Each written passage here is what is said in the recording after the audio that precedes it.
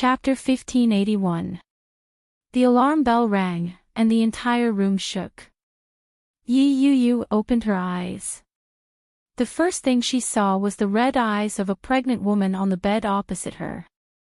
When the pregnant woman saw Yi Yu, she smiled as a form of greeting. However, that smile seemed forced no matter how one looked at it. Yi Yu took a look and returned the smile. However, just as he sat up, his stomach began to churn. Yi Yu's expression changed. She covered her mouth and didn't even bother to put on her shoes. She quickly ran to the bathroom and vomited into the toilet. Such a situation immediately attracted the attention of many people. "Is she pregnant?" someone asked. When Yi Yu heard that, her heart began to race. She looked to her left and right before wiping her mouth and standing up. As she was doing her morning exercises, many people looked over. Yi Yu's heart was filled with anxiety. She had endured the entire morning with much difficulty. However, what was bound to happen would eventually happen. Just as she was about to go to bed for her afternoon nap, someone suddenly put a bag over her head and dragged her to the back. By the time the bag was removed, her surroundings had changed drastically. Lao Zhou and Wang Zhuang had cigarettes in their hands. They led their men over to her. Their expressions were unfriendly. Lao Zhou waved her hand behind her. Wang Zhuang and the others instinctively stepped back to make way. Lao Zhou put out her cigarette and walked over to Yi Yu. Yi Yu was a little afraid. She stepped back and asked, "What? What are you trying to do? What can I do? I'm not a man." Lao Zhou laughed. She looked at her stomach and said, "You're pregnant, but your stomach is still so small. You're Yi Yu, aren't you?" Yi Yu's heart skipped a beat. She moved to the side. "You're the Yi Yu who killed Guan Kui, aren't you?" Lao Zhou laughed coldly. "You're quite pretty. I heard that at such a young age, you already knew how to seduce your own sister's fiancé." Yi Yu stared at her warily and asked, "What are you trying to do?"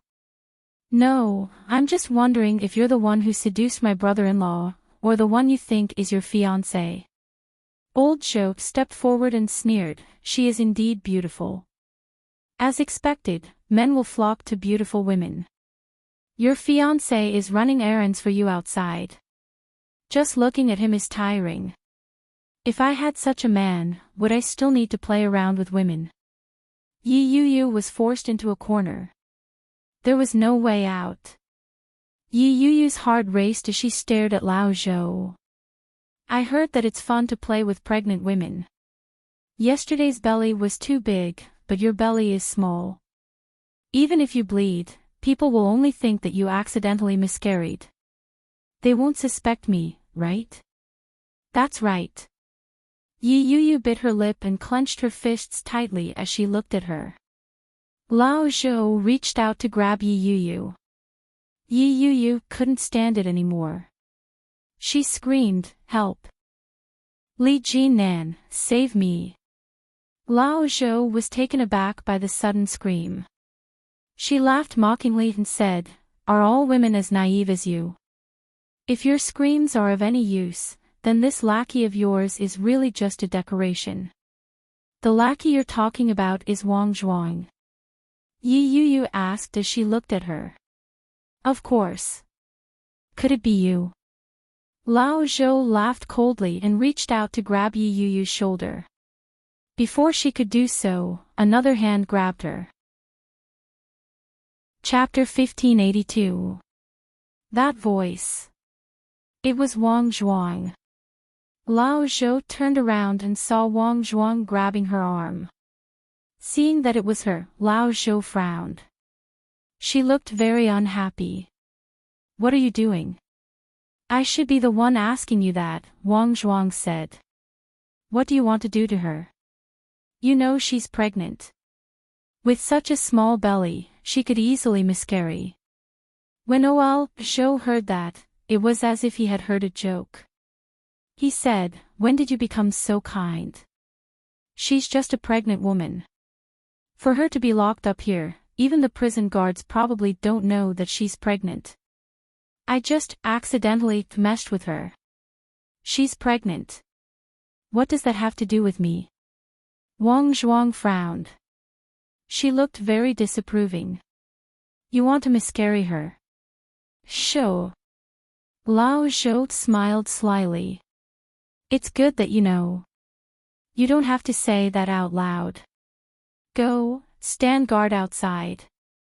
After I'm done with this, I won't have to worry about food and clothing. When you get out, you can come to me anytime." Wang Zhuang laughed coldly. "Unfortunately, I can't do something like that. I have a recording pen with me at all times." As she spoke, Wang Zhuang tightened her grip on Lao Zhou's arm. Lao Zhou had not expected Wang Zhuang to say something like that. She was stunned. "What do you mean?" Wang Zhuang took out a recording pen from the back of her pants. "You weren't such a beast before. How did you become like this?" Lao Zhou looked at the pen and her expression darkened. She reached out and tried to snatch the pen away. But Wang Zhuang was already prepared. "I want to get out. Whether I can get a lighter sentence depends on you, Sister Zhou." Lao Zhou felt that something was wrong. She immediately asked, "What do you mean?" Just as she said that, they heard a series of orderly footsteps coming from outside. 4 or 5 police officers walked over with guns in both hands. The black muzzles were pointed at them. More specifically, they were pointed at Lao Zhou.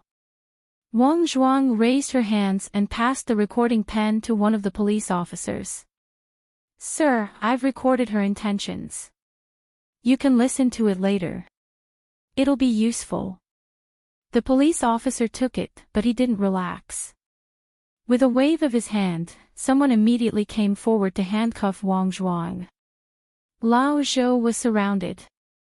She couldn't muster up any resistance. She glared at Wang Zhuang in anger and yelled, "You betrayed me. I'm just doing my job." Lao Zhou was even angrier.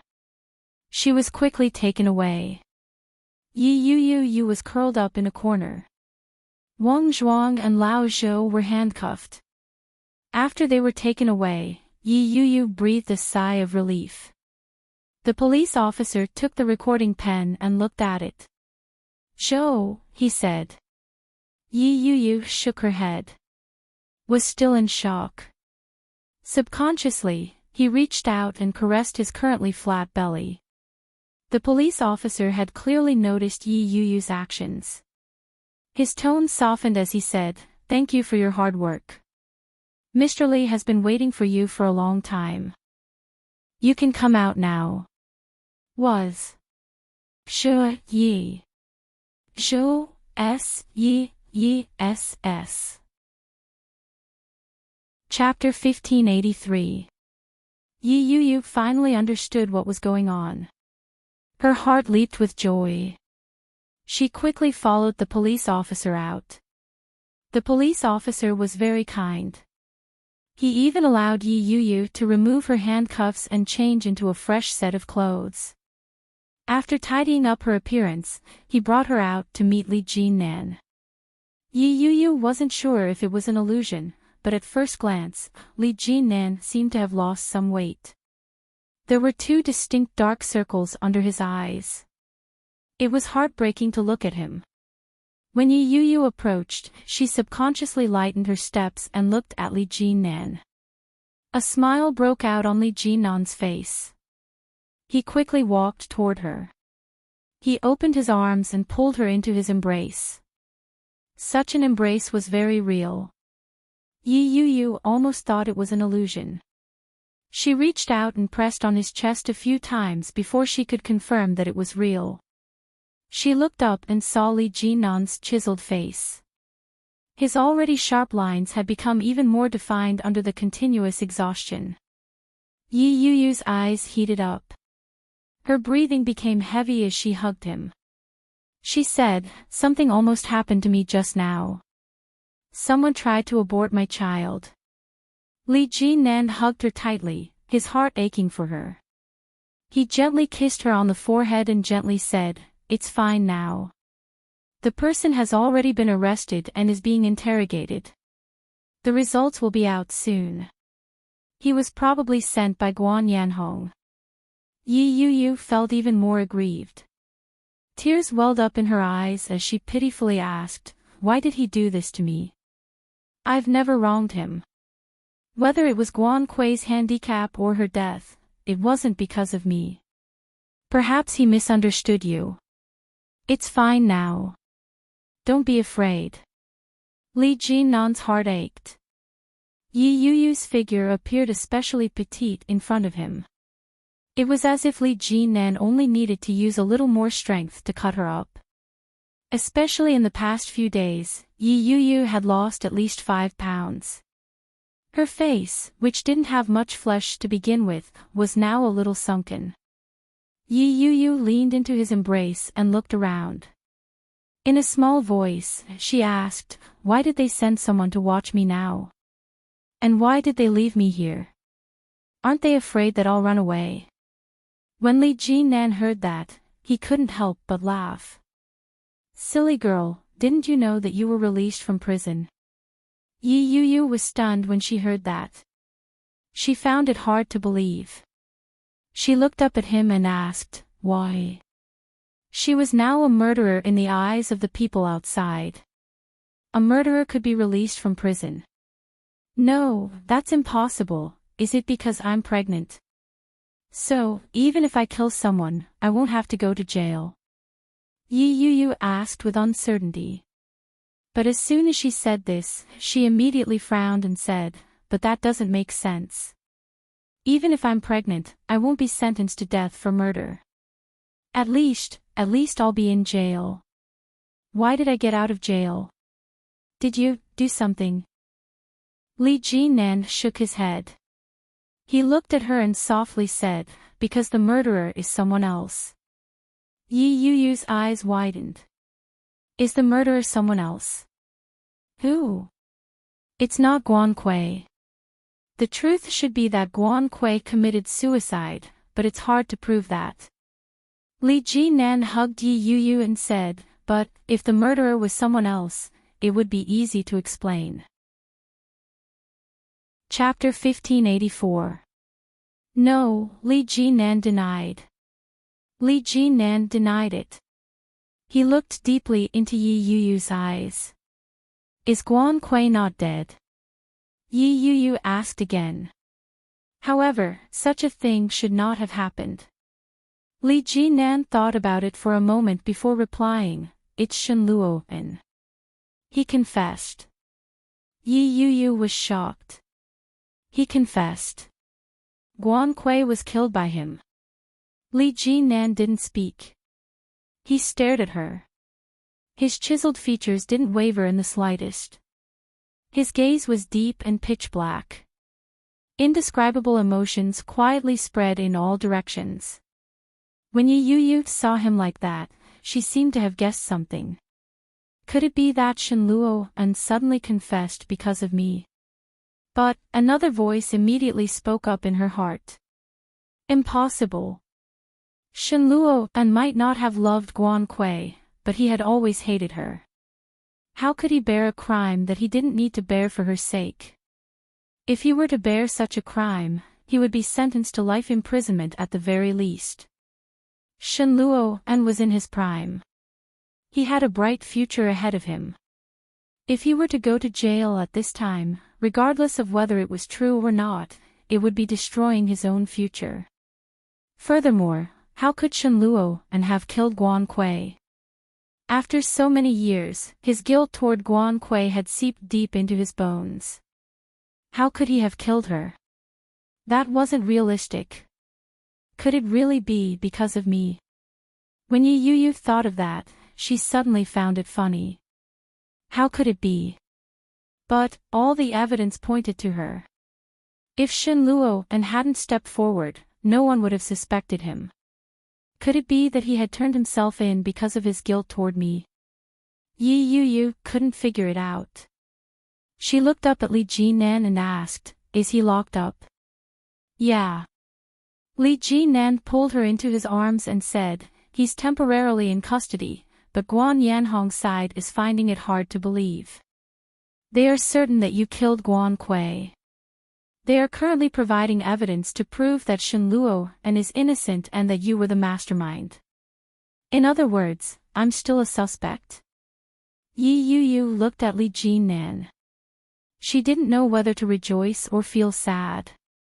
Li Jinan gently stroked her hair with his warm palm and said, "Yeah. But, considering that you're pregnant, I'll let you out of prison first. Consider it a temporary release." She gazed at his chest and said, "I want to see him." Yi Yu mumbled in a low voice. She wanted to see him, she wanted to see him. After the divorce, Yi Yu had never felt such a strong desire to see him. This feeling was surging and uncontrollable. She looked up and met Li Jinan's eyes. Li Jinan stared at him for a moment before replying, "Okay. I'll ask you again. Did you kill Guan Kui? Once the truth is confirmed, you may be sentenced to death." During the interrogation, the policeman looked at Shen Luo with a serious expression. Shen Luo was chained to the prisoner's chair. He was dressed in a criminal's outfit, which made his originally frail and weak look even more pathetic. In the face of such interrogation, Shen Luo looked a little tired. He said again, "I'm sure that I killed her. I didn't want to marry her, so I chose to murder her.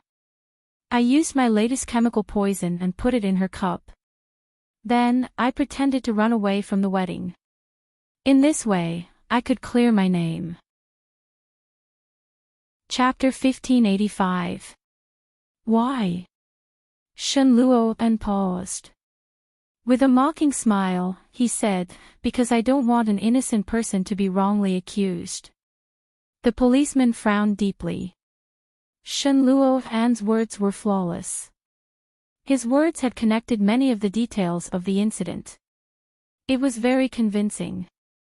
However, his posture didn't look like that of a criminal at all. He was so calm that he seemed to be admitting his guilt on purpose. It was hard to not be suspicious. "Do you think that Yi Yu was wrongly accused?" Shen Luo smiled. His pale face looked even calmer. He asked, "Isn't that the case? Did she admit her guilt?" "Indeed, she didn't, but who would admit their guilt after a murder? Am I not?" Shen Luo smiled and looked at him. "You guys are really strange. You've been suspecting a girl all this time. When the real murderer comes to you and admits her guilt, you don't believe her. Based on the way you handle cases, I wonder how many people are wrongly accused and imprisoned. I wonder how many murderers are still at large." Shen Luo's words weren't polite at all. The policemen looked at each other in displeasure. Suddenly, someone knocked on the door behind them. The people inside looked in the direction of the sound. It was a policeman. He said, "Someone wants to visit the prisoner. Get ready." "Visit the prisoner?" Shen Luo leaned back in his chair and said lazily, "I'm not willing to see just anyone. The people who are here are Yi Yu and Li Jinan. If you don't want to see them, I'll ask them to go back," the policeman said. The man in front of Shen Luo closed his notebook and stood up. Shen Luo's expression froze. His smile faded a little as he said, "I will." The lighting wasn't good, and the atmosphere was a little dark. Soft voices came from outside, accompanied by light and heavy footsteps. Every sound seemed to be Yi Yu's voice. Shen Luo's heart beat inexplicably faster. He was actually a little nervous. The thought of seeing Yi Yu and Li Jinan snuggling up to each other didn't sit well with each other. All of a sudden, he had the urge to retreat. Shen Luo looked up and said, "I don't want to see them." chase them away. But it was too late. Li Jinan and Yi Yu had already walked in. When Yi Yu heard that, she stopped in her tracks. Li Jinan gave her a gentle push and said, "It's too late." After closing the door, Li Jinan and Yi Yu sat across from Shenluo. She had known him for more than a decade and had seen him in many different ways. In the past, Shenluo had always been high and mighty. She had grown up surrounded by praises since she was young, and her attitude was high and mighty. However, she had never thought that she would see him in a prisoner's uniform. Yi Yu felt a pang in her heart. She suddenly felt that things had remained the same, but the people had changed. The glory of the past was gone. Shenluo took in her expression and felt a little guilty for some reason. For a moment, he was so ashamed that he wanted to find a hole to hide in to avoid her gaze. However, at that moment, Yi Yu was right in front of him. He had already missed the best opportunity to escape. He had no choice but to raise his head to look at her. Forcing himself to remain calm, he smiled and said, "You're out. Look at you, you've lost weight." Yi Yu's chest convulsed as tears welled up in her eyes. Chapter 1586. Back then, she had been young. She had followed Shenluo like a little wife. Everyone had thought that they would be together forever. However, time had passed. In just a few short years, everything had changed. Yi Yu held back her tears and looked at Shenluo without saying a word. When Shenluo faced Yi Yu like this, he felt a sense of shame that came from the bottom of his heart and soul. It shouldn't be like this. He shouldn't be like this in front of her. His throat felt bitter. He wanted to say something, but his throat was so sore that he couldn't utter a single word. "Why?" Yi Yu's voice was extremely soft. It reverberated in the empty room. Shenluo met her gaze and chuckled. "Why what? Why are you taking the blame for me?" Yi Yu's beautiful eyes reddened. "You weren't the one who did it. Don't be silly. If I hadn't killed her, I wouldn't be sitting here right now. How can you still be so naive?" Shenluo's nonchalant expression made Yi Yu feel even more guilty. She looked at him and choked out, "Guan Kui committed suicide. It has nothing to do with anyone else. You think that Guan Kui committed suicide, but others don't think so." Shenluo looked at her with an indescribable gentleness. "If you don't give an explanation, Guan Yanhong won't let you off. No, the matter can be investigated. Why are you the one in jail? Be good. Stop it." Shenluo looked helpless as he said, "You're pregnant. Don't cry." When Yi Yu heard that tone of voice that she hadn't heard in a long time, she couldn't hold it in any longer. She covered her face and burst into tears. Li Jinan was right beside her. He reached out and pulled her into his embrace. A pair of sharp, dark eyes stared straight at Shenluo. In between, there was only coldness. Shenluo could clearly sense his hostility and unfriendliness. He smiled bitterly as he looked at the arm holding Yi Yu. His heart was filled with complicated emotions. It shouldn't have happened. This girl had once been the most precious treasure in his heart. Back then, under the starry sky, they had laid on the lawn, and they had promised each other for the rest of their lives. However, in a group of three, there was bound to be a loser. He had failed Yi Yu and Guan Kui. This shouldn't have happened. Yi Yu didn't know how Shenluo felt. She lay in Li Jinan's arms, full of indignation. Choking with sobs, she said, "This isn't fair. This has nothing to do with us. Why are we being made to bear the consequences? Guan Kui is mentally ill. Even if she did something extreme, it would be within reason. Why are we being made to bear the consequences? Should kind people be bullied like this? She didn't want him to go to jail. Even though they had all sorts of misunderstandings over the years. Even though they had a lot of unhappiness in the past. However, he was still Shenluo, and for Yi Yuyu, no matter what, he would always be the brother Luo, and who loved and cared for her. Even though she had cursed him at the worst time, pointing at the heavens to make him suffer retribution. When the retribution came, Yi Yuyu found it hard to accept. When Shenluo heard that, the faint smile on his face turned bitter. He said, "You're the kind one, Yuyu. I'm a scum." Dash. Chapter 1587. He's a scumbag. Shenluo knew that. That scumbag is a hopeless bastard. Yi Yuyu was a good person, but he had ruined her first marriage. If it weren't for him, Yi Yuyu wouldn't have needed to leave such a stain on her life. If it weren't for him, Guan Kui wouldn't have done such an extreme thing. First, she had jumped off a cliff to frame him. After years of insanity, she had committed suicide on her wedding day.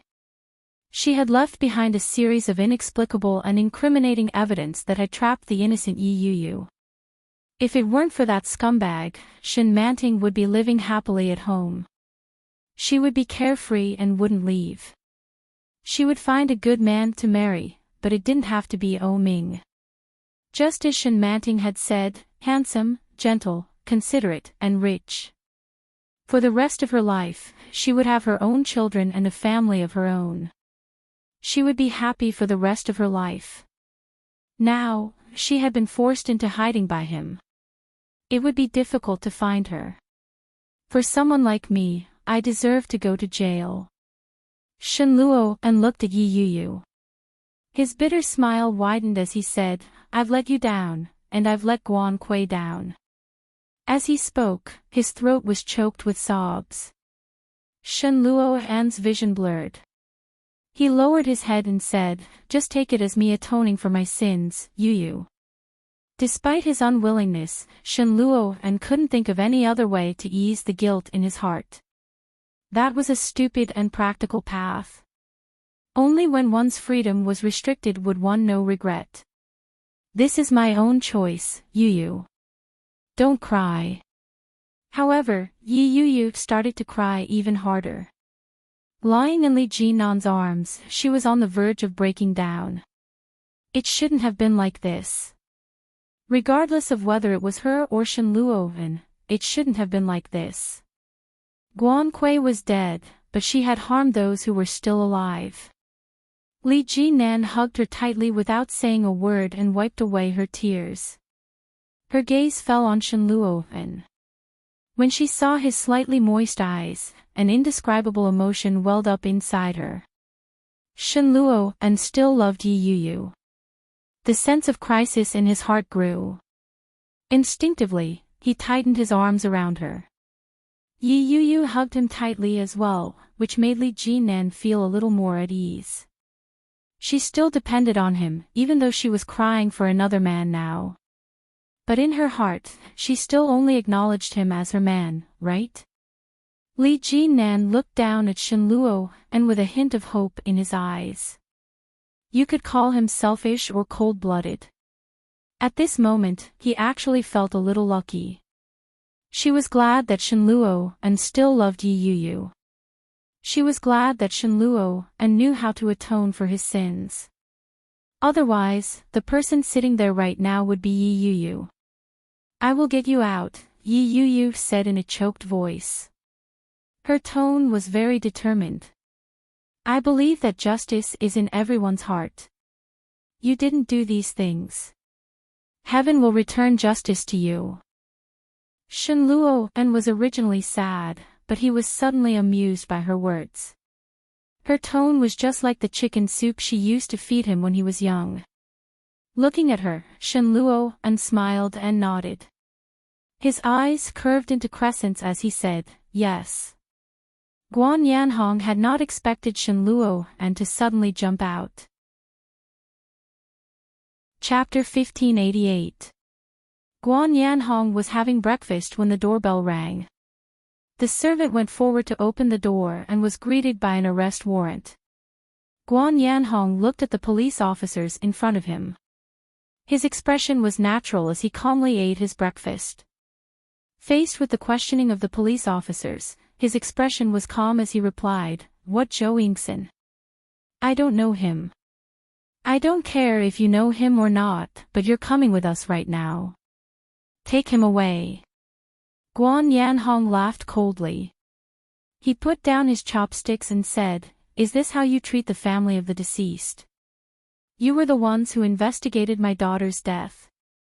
Now, you haven't even given me an explanation, and you want to throw me in jail as well. Did that B*TCH, Yi bribe you in some way? Is that why you're here to deal with me?" When the policeman heard this, his face, which was not smiling at all, became even more sullen. Looking at Guan Yanhong, none of them were in a good mood. "Take him away." By the time Guan Yanhong was handcuffed and taken to the police station, it was already more than an hour later. Li Jinan and Yi Yu emerged from the police station at the same time and bumped into Guan Yanhong. When Guan Yanhong saw Yi Yu, his expression darkened. He yelled, "B*TCH." Yi Yu looked at Guan Yanhong with a cold expression. When Guan Yanhong saw the look on Yi Yu's face, his anger flared. He rushed forward and prepared to strike. The police officers who had reached out were quick and quickly restrained him. B*TCH. B*TCH. Return my daughter to me. Guan Yanhong's face was red. He writhed and struggled violently as he glared at Yi Yu. His eyes were bloodshot, and he looked vicious. Yi Yu leaned against Li Jinan's side and hugged his hand. When she saw Guan Yanhong's attitude, there was pity in her eyes. At the same time, there was hatred. It was this man who had harmed her. Because of this man, her home was no longer her home. Her mother was no longer her mother. Years ago, this man had magnified the crime that Guan Kui had placed on her and spread it around, causing her to suffer so many grievances. Now, he wanted her to bear the responsibility for Guan Kui's death. How could it be so easy? Yi Yu hugged Li Jinan's arm tightly. Her jaw tightened as she said, "You'll pay the price." When Guan Yanhong heard that, he looked as if he had just heard a joke. "Me? You want me to pay?" As he spoke, his body twisted even more violently. "What did my daughter do wrong? You killed my daughter, and now you're threatening me with such words. Do you really think that there's no one left in the Guan family? The last thing I, Guan Yanhong, regret doing in this life is getting you and your daughter involved." Bah! A lowly bastard is a lowly bastard that can't be shown in public.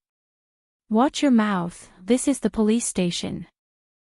A police officer beside Guan Yanhong bellowed angrily and pushed him to the side of the table. Guan Yanhong had never suffered such humiliation before. He struggled but was firmly suppressed. He was so angry that he laughed instead. "What benefits did that bastard give you? I'll give you double. She was the one who killed my daughter. Why should she be released? She must pay the price. Shut him up. He's so noisy." "Yes." After Guan Yanhong was taken away, the scene quieted down. Chapter 1589. Yi Yu had just come out, so she had no idea what he was talking about. She looked at Li Jinan with confusion. The latter looked at the police officer and nodded slightly. "Don't worry. We'll be on our way. Take care." After walking out of the police station, Yi Yu couldn't help but ask, "Did you promise them something?" When he heard that, he turned his head to look at Yi Yu and replied, "They said that if we are needed to testify or appear in the future, they hope that we can do so. That's it." Yes. Li Jinan reached out and pulled her into his embrace. He placed his hand on her abdomen and said, "That's it. Are you tired?" The next second, he changed the topic. Yi Yu had a feeling that things weren't as simple as they seemed. However, he really did not have the energy to continue interrogating. She leaned on his arm and narrowed her eyes as she replied, "I'm tired. I'll carry you." "No need. Did you drive here?" "Yes." Li Jinan hugged her and planted a gentle kiss on the side of her face. "We're almost there. I'll take you back to get some rest. Take a bath and then have a good sleep." "I don't want to shower." Yi Yu was exhausted. She closed her eyes and didn't want to open them. Being relied on like that, Li Jinan's heart, which had been hanging in the air for the past few days, suddenly felt as if the dust had settled. This feeling was comfortable. Finally, he didn't have to worry about her going to jail. He finally didn't have to worry about losing her. Li Jinan's heart warmed up. Lowering his head, Li Jinan captured her lips and took a deep breath. Yi Yu was shocked by his enthusiasm. She opened her eyes and looked at him in a daze. When Li Jinan saw that, the corners of his mouth turned up slightly. He gently said, "Be good. I'll carry you back." As he spoke, he had already picked her up. Yi Yu's heart skipped a beat. Like a sloth, she hugged Li Jinan securely. "What are you doing? You scared me." Yi Yu smacked him reproachfully and said in a sweet voice, "I already said I don't want you to hug me. Everyone is watching." Li Jinan looked around and realized that quite a few people were looking in their direction. "So what? So what? I've seen it. I've seen my own woman. What's wrong with that?" His blunt words caused Yi Yu's face to heat up. She retorted, "You really dare to say that? Why not?" Li Jinan strode toward his car. He leaned over and whispered, "I'll help you bathe when we get back. You sleep." "No, I don't want to wash." "You have to wash it," Li Jinan said softly. "I'll help you wash it. It doesn't matter if you wash it tomorrow or the day after, but you have to wash it today. Otherwise, it will be inauspicious." "Inauspicious?" Yi Yu was a little surprised. "Why?" "There's a baleful aura in the prison. After you enter, the baleful aura will follow you. You can't wear the clothes you're wearing in the prison. Now that you've changed, you need to take a bath and cleanse yourself. Otherwise, bad luck will follow you." She wrapped her arms around his neck and laughed mischievously. "I didn't expect you to believe in such things.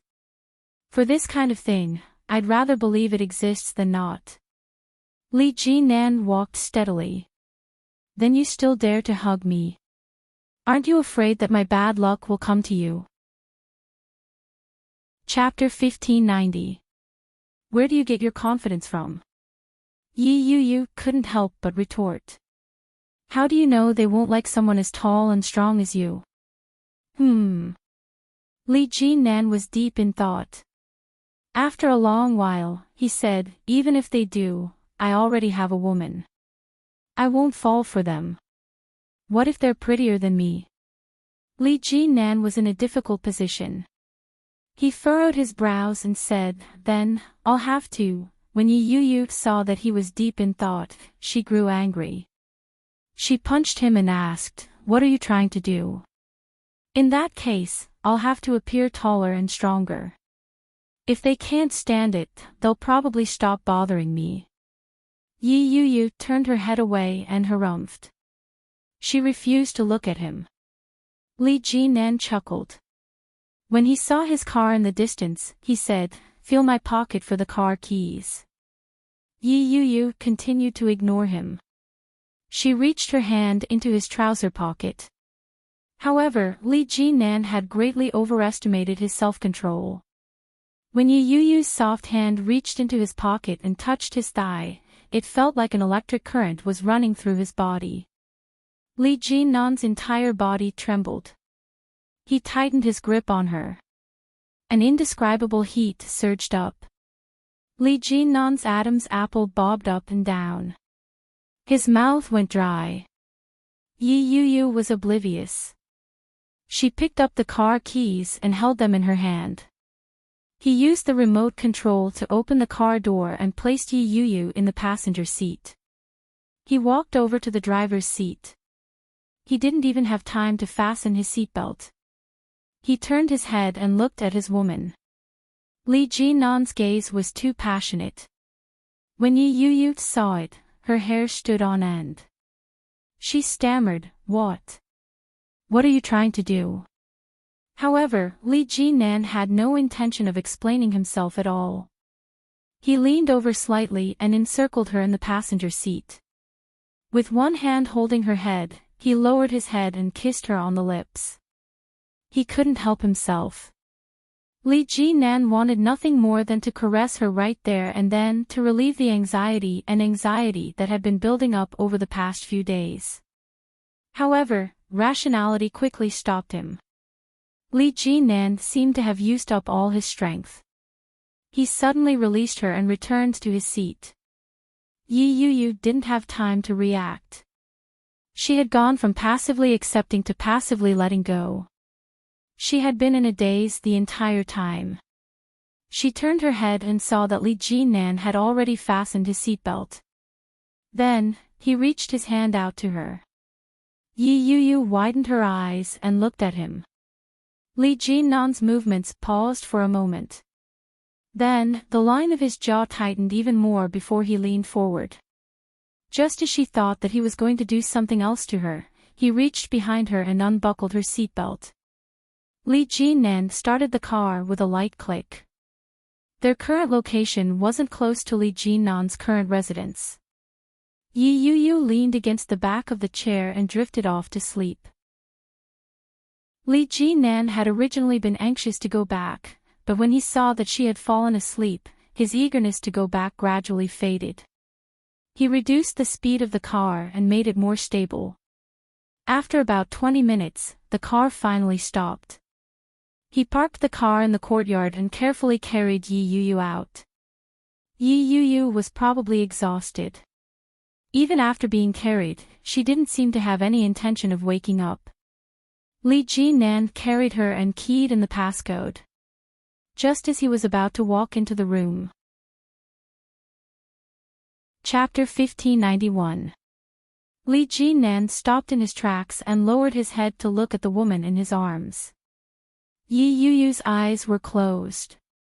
Her head was resting on his arm and tilted up slightly. Her red lips were slightly pursed, and her dark eyes were tightly shut. There wasn't the slightest bit of emotion. It was as if what she had said earlier had been nothing more than a dream. Li Jinnan looked at her, and the corners of his lips turned up slightly. He walked in and carried her into the room. Enunciating each word, he asked, "When do you want to marry me?" Yi Yu's eyes opened a slit. There was an indescribable layer of mist in her bright eyes. Li Jinnan placed her on the edge of the bed. He cupped her face and kissed her gently. "As long as you want me to, I'll do it any time." Yi Yu lowered her head slightly and softly said, "I'm pregnant." The smile on Li Jinnan's face widened as he replied, "I know. You know. So, are you going to marry me or not? When are you going to marry me?" Yi Yu was a little anxious, but she couldn't bring herself to say such a thing. Looking at the sparkling eyes of the man in front of her, Yi Yu didn't say anything. She gently pushed him away and said, "I'm going to take a shower." Li Jinnan didn't let her go. He pulled her into his arms and asked, "And then? That's it?" Yi Yu was annoyed. "What do you mean by then? You already know that I'm pregnant. Shouldn't you at least express something?" "Express what?" Li Jinnan laughed. As if by magic, he pulled out a ring from his pocket. It was the diamond ring that the two of them had bought together some time ago. When they were locked up, it had been confiscated by the police. When she saw the diamond ring, Yi Yuyu's eyes widened. She reached out her hand to take it. However, Li Jinnan immediately dodged and held her hand. His almond-shaped eyes were smiling mischievously. His gaze was deep and dark as he said, "Since you're already the mother of the child, you can be the third Mrs. Li in the future. I'll treat you well." When Yi Yuyu heard that, she became unwilling. She pushed him away and angrily said, "Go to hell." "I'm not." "Then, you'll be my third Mrs. Li in the future." Li Jinan leaned closer to her and whispered, "You'll be my child's mother while you're at it." In other words, it was much more pleasing to the ear. When Yi Yuyu heard that, she couldn't help but smile. But, when she met Li Jinan's gaze, she didn't want him to be complacent. She then pushed him away and said, "Go away, I'm going to take a bath." "I'll help you." Li Jinan held her hand and gently slid the diamond ring onto the ring finger of her left hand. The ring was still warm from his kiss. In an instant, it was as if a fire had been lit in Yi Yuyu's chest. It was scorching hot and uncontrollable. Yi Yuyu looked at the diamond ring. The smile on her face deepened. Li Jinan looked at her smiling face and couldn't help himself. He interlocked his fingers with hers and stretched them out to the sides. The tip of his nose touched the tip of her nose and his lips pressed against hers. He couldn't hold back his smile. She touched his hand lightly. He picked her up and said, "Let's go." Yi Yuyu exclaimed, and her smile widened. She wrapped her arms around his neck and locked her legs around him. He placed her in the dry bathtub and reached out to help her take off her clothes. Yi Yuyu pushed his hand away. Her face reddened as she said, "I'll do it myself." Chapter 1592. No. That won't do. Yi Yuyu's face turned even redder. "The child in my stomach is still small. You can't help me." Li Jinan laughed out loud and said, "When I said I was going to take a bath, I meant it. What are you thinking?" Yi Yuyu's face turned even redder when she heard that. She replied, "You've said that every time." "Did I say that before?" "Yes." Yi Yuyu complained. "The last time you said you would help me put on my bra, but before I even put it on, you already started. How dare you say you didn't?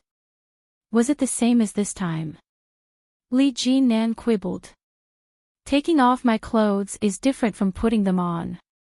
Taking a bath is different from going on a date. Be good." "I'll behave."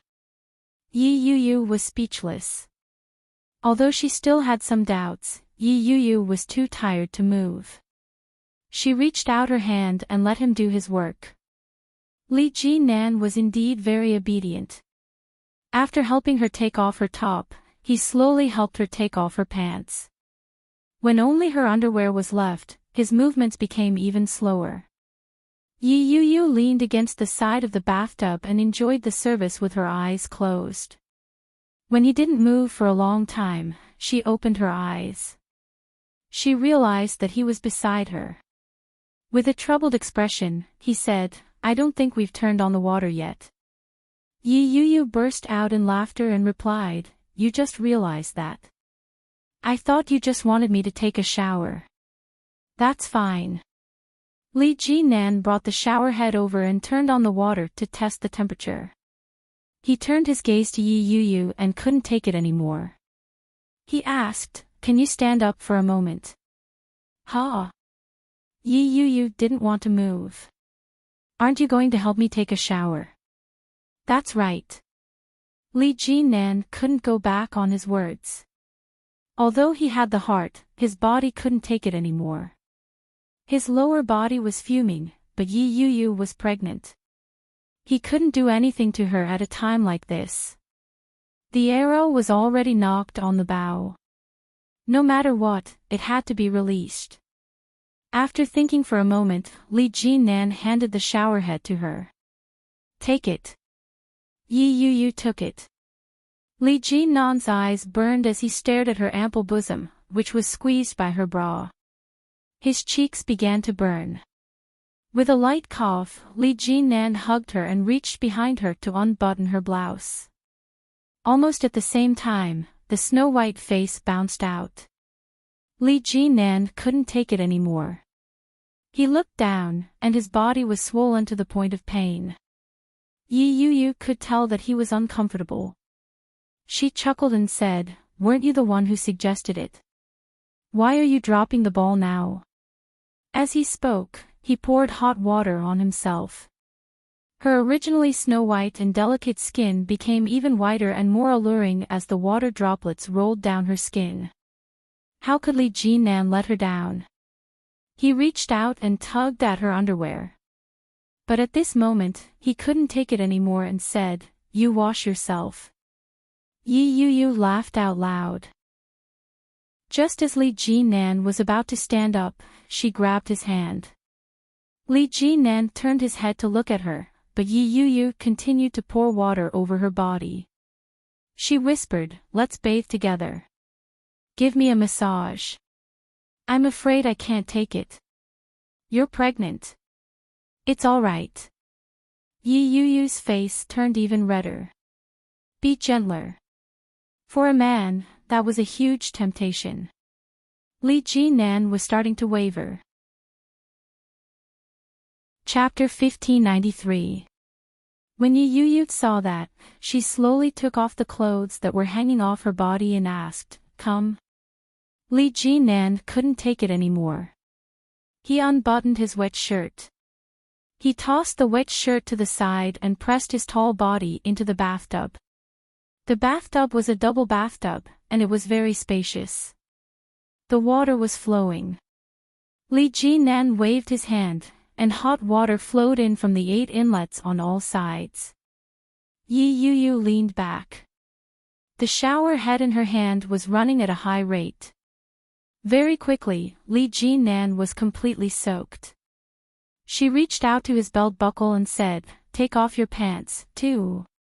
Her slender hand slowly moved down the belt buckle. Yi Yu's upper body was pressed against his naked upper body. Her voice was very seductive as she whispered, "I missed you." Li Jinan's body sank down. His lips sucked on her earlobe as he murmured, "I missed you too." Yi Yu hugged him and tilted her head up with pleasure. Her eyes narrowed as a comfortable sound came from her throat. It was very light, like a gentle spring breeze. The fire burned with an uncontrollable heat. However, the heat didn't last long. Li Jinan's lips gradually moved away from her earlobe. He panted uncomfortably as he whispered, "We can't do it here. You'll catch a cold." "No, the water temperature is very high." Yi Yu didn't want him to leave. She wrapped her thighs around his. "I'm so hot right now." "No, you're still pregnant. Let's go to bed. Be good." Li Jinan reached out and stroked her hair. "I'll help you wash your hair later. Let's." Yi Yu reached out and unzipped his pants. "Don't you want to?" "Of course." How could Li Jinan not want to? He wanted to press her down and fiercely express how much he missed her. But he couldn't. Yi Yu was still in the early stages of her pregnancy. This was the most sensitive period. What if something happened to the child? What would he do? No matter how much Li Jinan thought about it, he had to maintain his rationality. He resolutely said, "No." Yi Yu was indignant. Just as she was about to say something, she saw Li Jinan grab the shampoo and start to rub it on her head. It was his first time washing a woman's hair, so he was a little clumsy. Just as Yi Yu had said, the temperature of the water was high. It was so high that there wasn't a single spot on his body that wasn't sweating. There wasn't a single spot that wasn't tense. But, no. It was only when she was washing her hair that Li Jinan realized their current position. A man on top and a woman on the bottom. Although he hadn't done anything, Li Jinan's heart skipped a beat. He quickly picked her up and let her sit in front of him. Yi Yuyu was sitting in front of him, between her legs. Her back was facing him. Li Jinan clumsily applied the shampoo to her hair, and his breathing became heavier. Yi Yuyu enjoyed the service of her future husband and narrowed her eyes. However, his palm was not obedient. Her soft hand slowly climbed up his trouser leg and playfully rubbed it from side to side. Finally, it pressed on the bulge in an extremely seductive manner. Li Jinan's body became more and more tense, and his movements became slower and slower. Hurry up. Yi Yuyu laughed mischievously. The service is terrible. I want to go back to sleep. Chapter 1594. Li Jinan washed away the bubbles on her head with the water and finally ended the torment. But, he was faced with another big problem. What about her body? Bubble bath? Whenever Li Jinan touched her body, it felt like it was on fire. He could only look but not touch. It was so unbearable. He stared at the back of Yi Yuyu's snow-white neck for a long time before he slowly took a bottle of bubble bath and poured it into the water. Yi Yuyu watched as the bubbles in front of her slowly increased until they covered her body. When she turned her head, she saw Li Jinan's flushed face. She chuckled and said, "You can leave. I'll do it myself." At this time. Leave. Li Jinan had thought of doing so, but that thought had completely vanished. I don't want to leave. He reached his hand under Yi Yuyu's armpit and said, I said I'd help you, so I'll help you. The service must be good. But you're sitting here. It's making me uncomfortable. Yi Yuyu twisted her body slightly and said, It's uncomfortable. Li Jinan was fully clothed. When he heard that, he moved even closer and said, It's uncomfortable for me too. Yi Yuyu glared at him and began to do it herself. Li Jinan would occasionally reach out to mess with her, but it was only for a short while. Soon, Yi Yuyu was done bathing and ready to get up. Li Jinan was in a dilemma. He sat in the bathtub and didn't dare to get up or go near her. Yi Yuyu didn't mind. She supported Li Jinan's body with one hand and slowly stood up. Her body was still covered in white bubbles. On her delicate skin, it made her already fair and beautiful skin look even more flawless. Li Jinan closed his eyes and breathed heavily. Yi Yuyu's lips turned up slightly. She kissed him on the lips and said, I'll wait for you outside. With that, she stood up and walked out of the bathtub. She grabbed a towel and wrapped it around her body before walking out.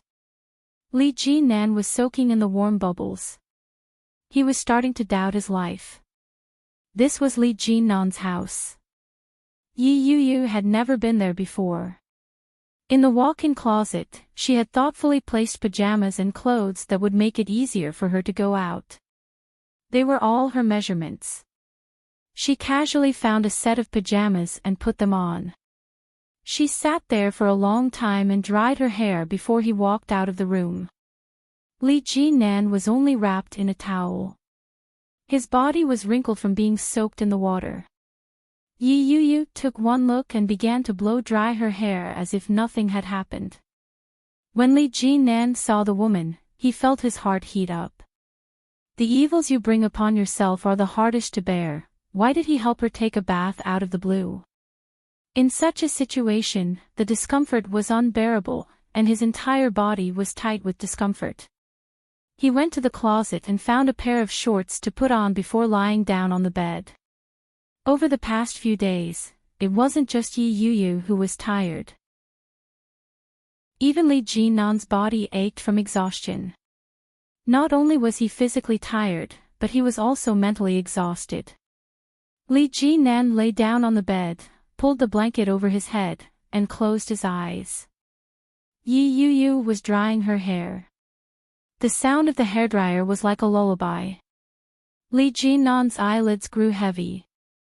But just as he was about to fall asleep, the sound of the wind turbine stopped. Li Jinan woke up in an instant. A thought flashed through his mind. She's fine. But logic immediately pulled him back to reality. Tui. She's fine. You can't do anything. Just stay here. Yi Yu slowly climbed up. Her body was slender and soft. She was as charming as a kitten.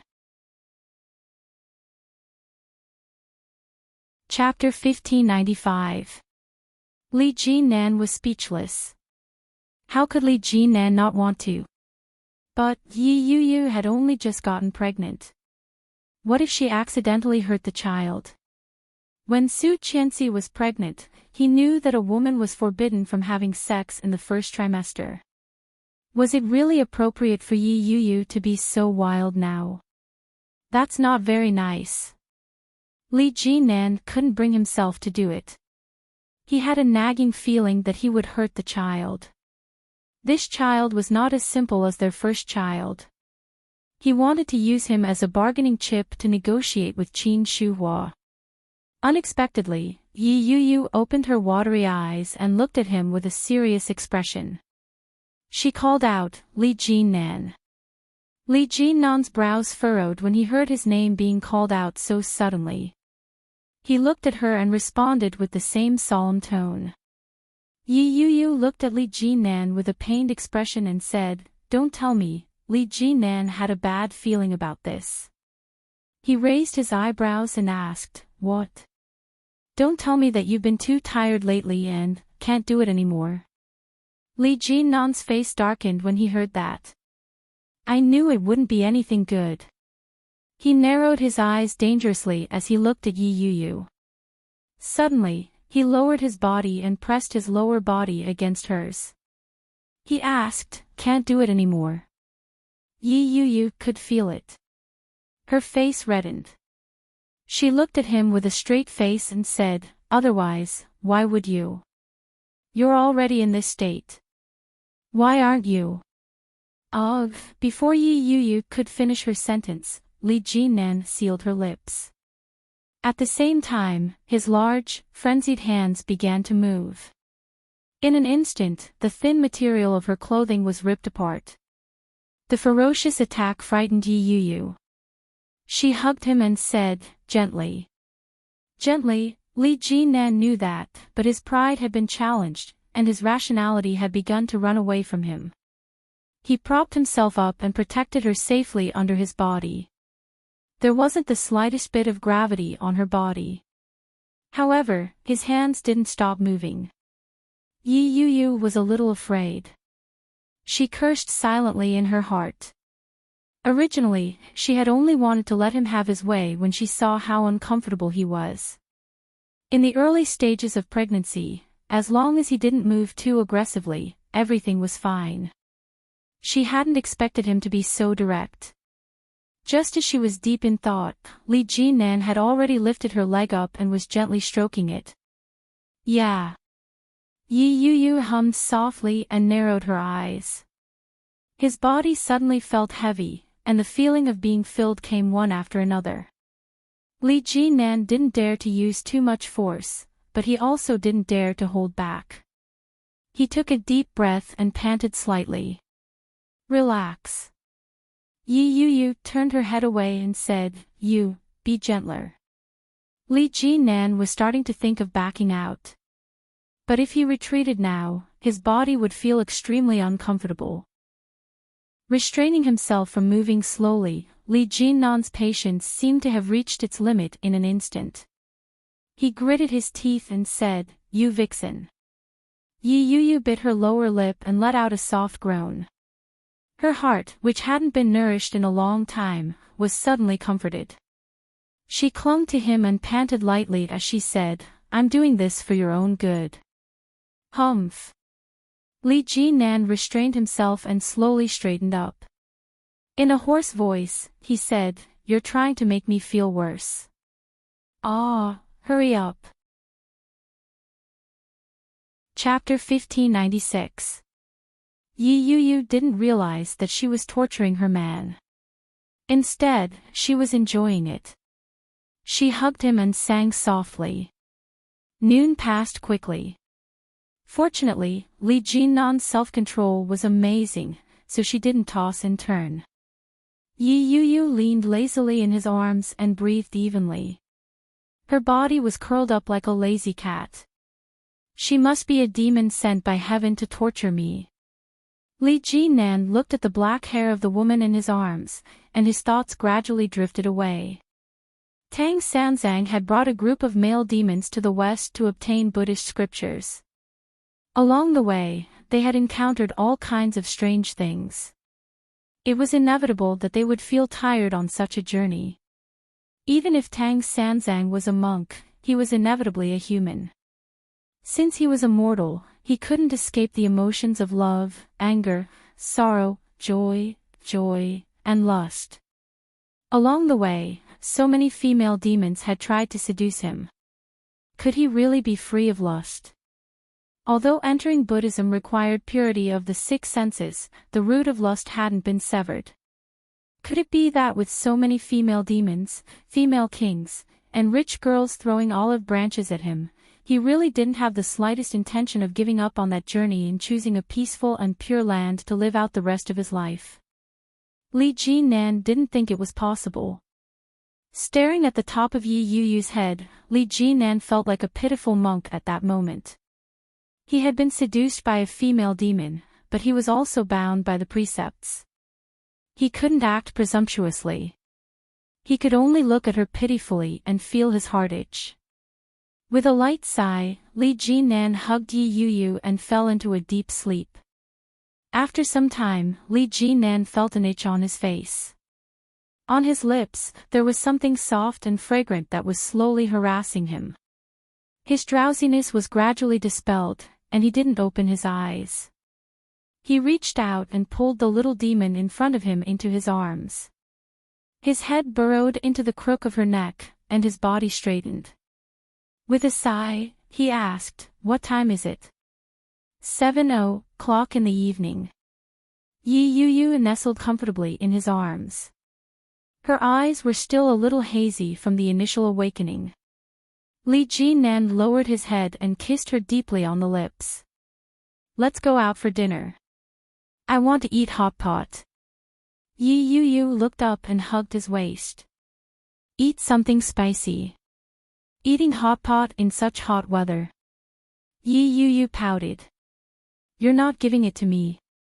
"Here," Li Jinan said helplessly. "Get up and get dressed." As he spoke, he held her in his arms and was about to sit up. Yi Yu pouted and kissed him on the lips. She said, "Help me put it on. My whole body is sore. I don't want to move." Lazy worm. Li Jinan nibbled on her lips and said, "I'll get up first." Yi Yu let go of him, and he quickly put on his clothes. He found a fresh and conservative dress for her to wear. These clothes were bought at the last minute when he heard that she would be released from prison. They were all in Yi Yu's size, but when she put them on, they were a size too big. "You've lost weight." Li Jinnan's heart ached. At the same time, he was vexed. "Did we not eat when we came back?" "Yeah, but I'm not hungry," Yi Yu said with a smile. "Let's go for hot pot." Li Jinan blamed himself for his carelessness. When he saw Yi Yu smile, he kissed her on the lips and said, "Let's go." Just as he walked out of the room, he heard the doorbell ring.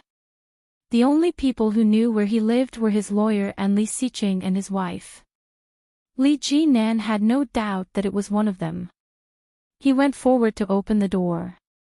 With one look, he was stunned. Chapter 1597. Li Jinnan's voice was filled with astonishment. It was as if he had seen something unbelievable.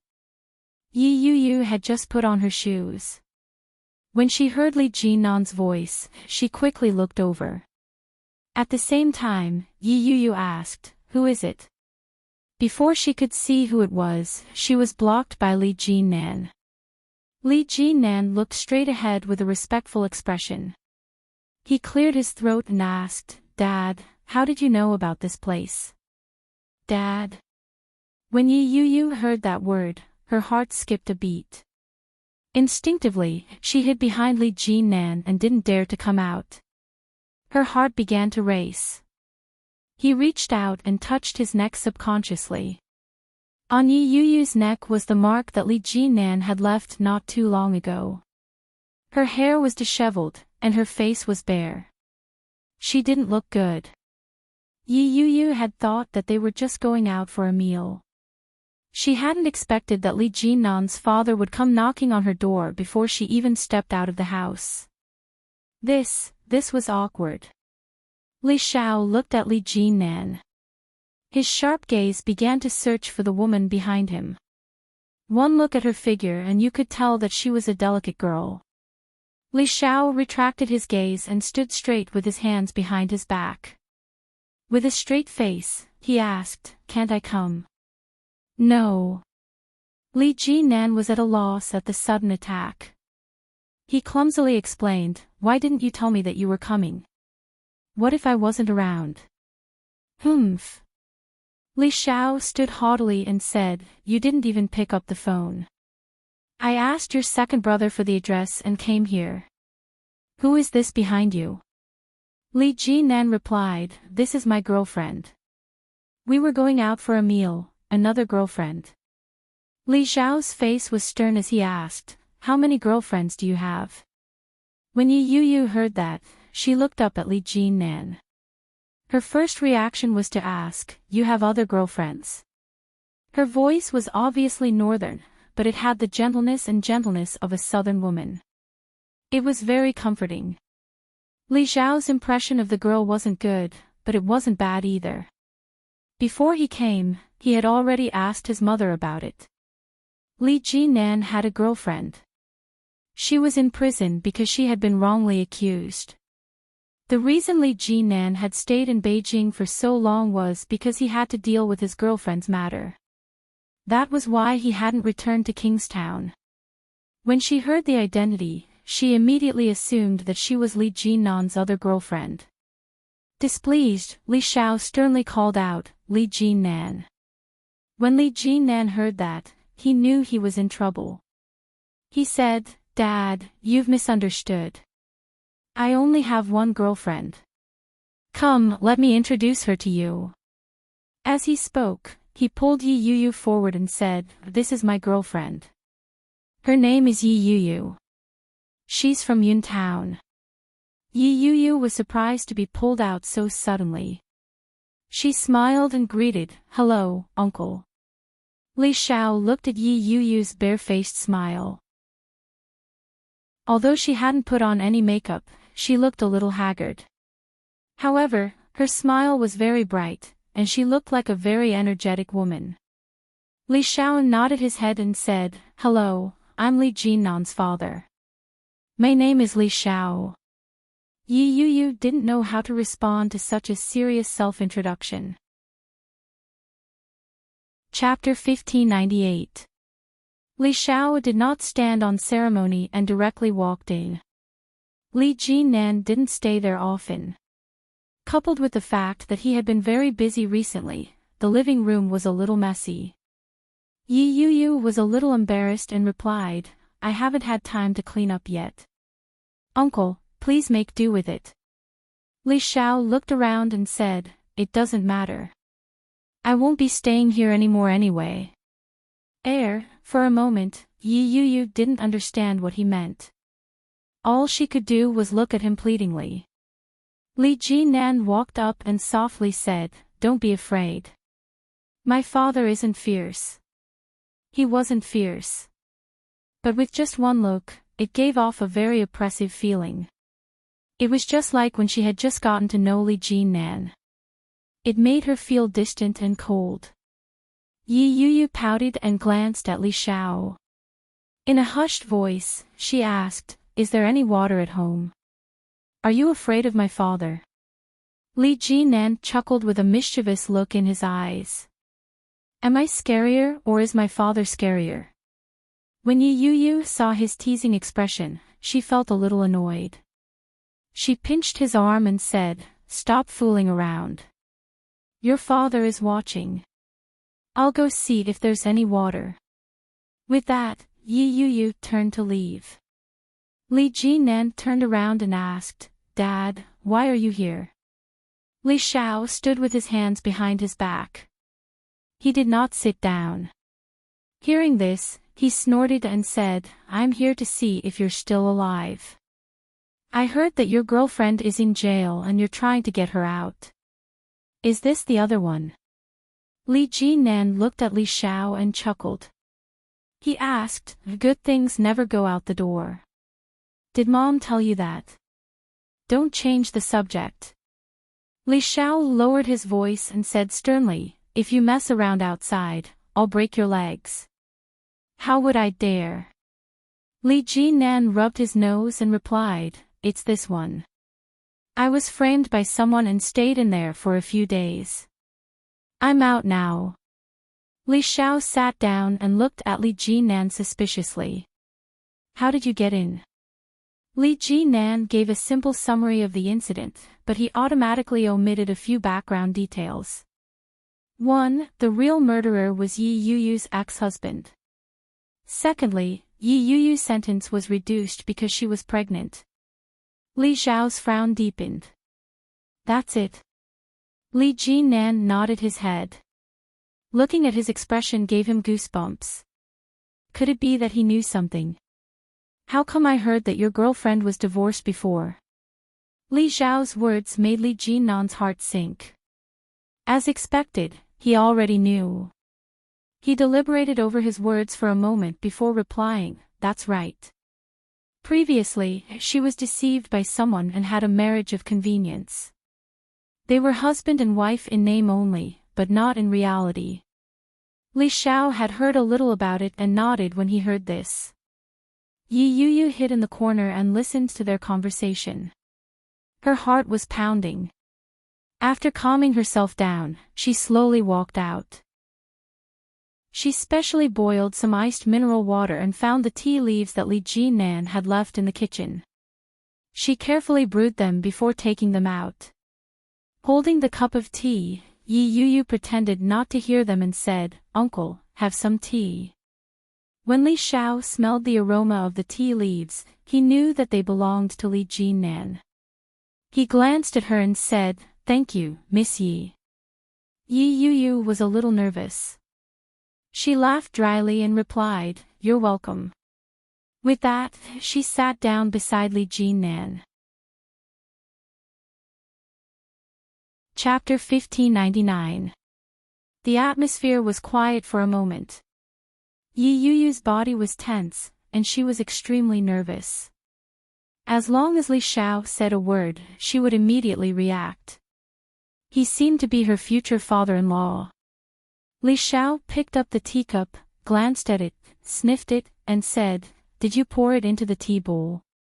Yi Yuyu's heart raced. She felt strangely nervous. She nodded her head and replied, "Yes. Because the teacup was a little small, I poured it into the mug." "Then why don't you just take it out and soak it?" That's because I didn't take it out," Li Jinnan interrupted. "Look, the coffee table is full of stuff. I didn't have time to clean it up in the past few days. She just came back today." "You just came back today." Li Xiao mulled over the words as he glanced at Yi Yuyu. The mark on his neck was too obvious. However, he quickly looked away and snorted, "Is the matter settled?" There's still some work to be done for the time being. Once I'm done with it, it'll be fine." "Okay, go home early. Your grandpa's mental state is getting worse recently." You should go back and spend more time with him. At the mention of old Captain Li Jinan felt a little guilty and replied, I understand. Also, do you know that Daesu has been brought to the capital? I know, but I don't have time to visit him. I haven't had the time to make a trip there yet, Li Jinan explained. I'll have time in the future. Daesu might not be used to it. This child is very sensible. He knows that Grandpa and Grandma are lonely. He says that he wants to accompany them, but after all, they grew up together. He will definitely not be used to being separated all of a sudden. Li Xiao's heart ached for his eldest grandson. He looked at Li Jinan and said, This child is close to you. If you're free, go visit him more often. That way, I won't have any objections to you staying in the capital as long as you want. He scratched his head and said, I'm afraid I'll have to stay in the capital for a few more days. But, I can't stay much longer. The air in the capital is too bad, and there are too many people. Kingstown is still the best. It's good for the adults, and it's also good for the children. When Yi Yu heard that, her heart skipped a beat. She immediately nudged him. When Li Xiao heard this, his eyes flashed and he said, A child. Li Jinan did it on purpose, but he immediately acted as if he had let it slip and shut his mouth. When Li Xiao saw this, his face darkened and he said, What child? Don't tell me that you got her pregnant. The girl got pregnant. His words were direct. Yi Yu's face immediately heated up.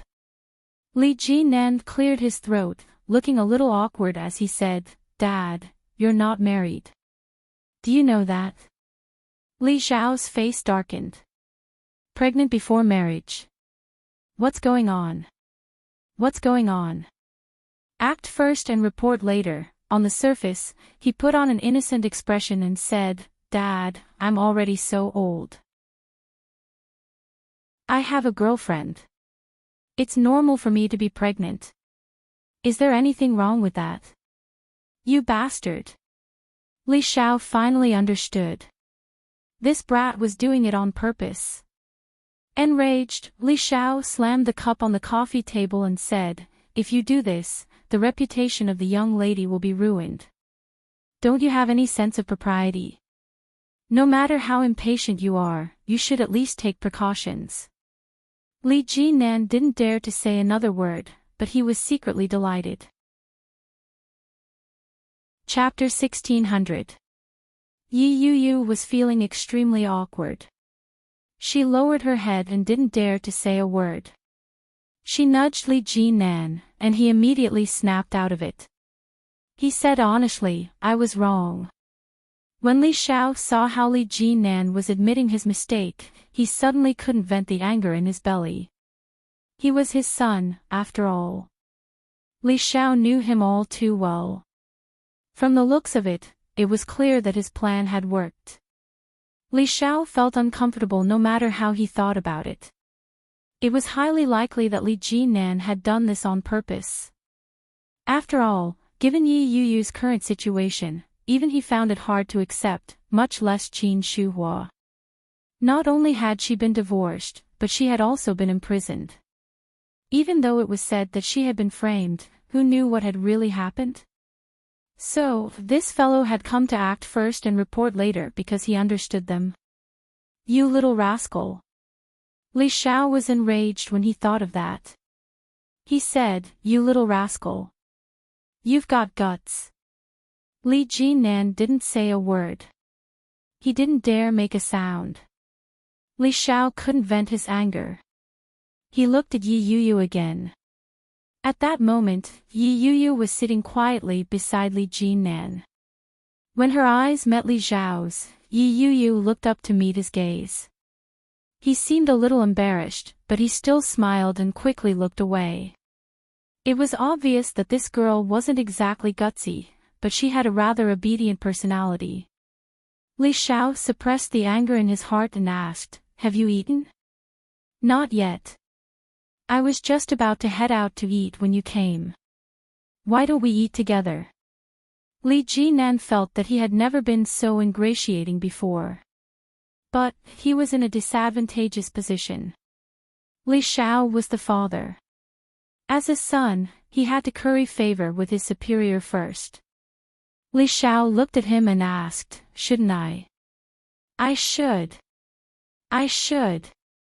Li Jinan was extremely unambitious as he said, "Let's go then." "Dad, what do you want to eat?" "You have to ask the lady." Li Xiao replied. Yi Yu was implicated. When she heard that, she immediately replied, "I'm fine with anything, uncle. I'm not picky." "That won't do. There are some things that you can't eat when you're pregnant." Li Xiao stood up and looked at Yi Yu's tummy. "How old are you?" Yi Yu was stunned. Without thinking, she replied, 26. No, I haven't gone for a checkup yet." Li Xiao nodded. "No matter what, don't overwork yourself, and don't eat carelessly." With that, Li Xiao looked at Li Jinan and turned to leave in a huff. Li Jinan felt a little helpless and secretly laughed. He reached out to tug at Yi Yu and said, "Come on. Let's go eat." Yi Yu's heart was pounding. She tilted her head and softly asked, "Is your father unhappy?" "It's okay," Li Jinan whispered into her ear. "There will be plenty of unhappy times in the future. You'll slowly get used to it." Yi Yu wanted to laugh and worry at the same time. She raised her hand and patted him, saying, "Stop fooling around." Chapter 1601. The contact Yi Yu had left for Yi Tian on her phone was the same one she had made before. There was only one word, Mom. In the past, she had thought that Yi Tian might have favored her new family more. Therefore, she had merely lacked some love and care for herself. After all, everyone had their own lives to live. After the incident with Guan Kui, however, Yi Yu's heart had turned completely cold. Yi Tian had treated Guan Kui as her own daughter, but she had an indescribable sense of alienation toward her biological daughter. She had treated her like a mother, but what did she take her for? Her heart had turned completely cold. She looked at the phone that kept ringing. The word on it was extremely ironic. Yi Yu pressed the mute button. She had no intention of answering the call. She stuffed the phone into her handbag. Li Jinan glanced at it and asked, "Why aren't you answering it?" "There's no need to answer it," Yi Yu said. There was indeed no need to answer it. Guan Yanhong was suspected of having instigated Lao Zhou to cause her miscarriage. Just this suspicion alone was enough for Guan Yanhong to spend a few days in jail. No matter how resourceful he was, he still had to go through the process. Yi Tian was probably about to call Yi Yu. She probably wanted Yi Yu to explain the situation as a misunderstanding so that she could get Guan Yanhong out on her own. Based on Yi Tian's personality, she would definitely do something like that. Yi Yu's heart turned even colder. She stood shoulder to shoulder with Li Jinan. As she looked at Li Xiao, who was walking in front of her, Yi Yu felt as if a lifetime had passed. Things remained the same, but the people had changed. In the past, she would never have imagined that she would be involved with someone like Li Jinan. She would never have imagined that she would one day be pregnant with another man's child other than Shen Luo's. She instinctively reached out to touch her tummy.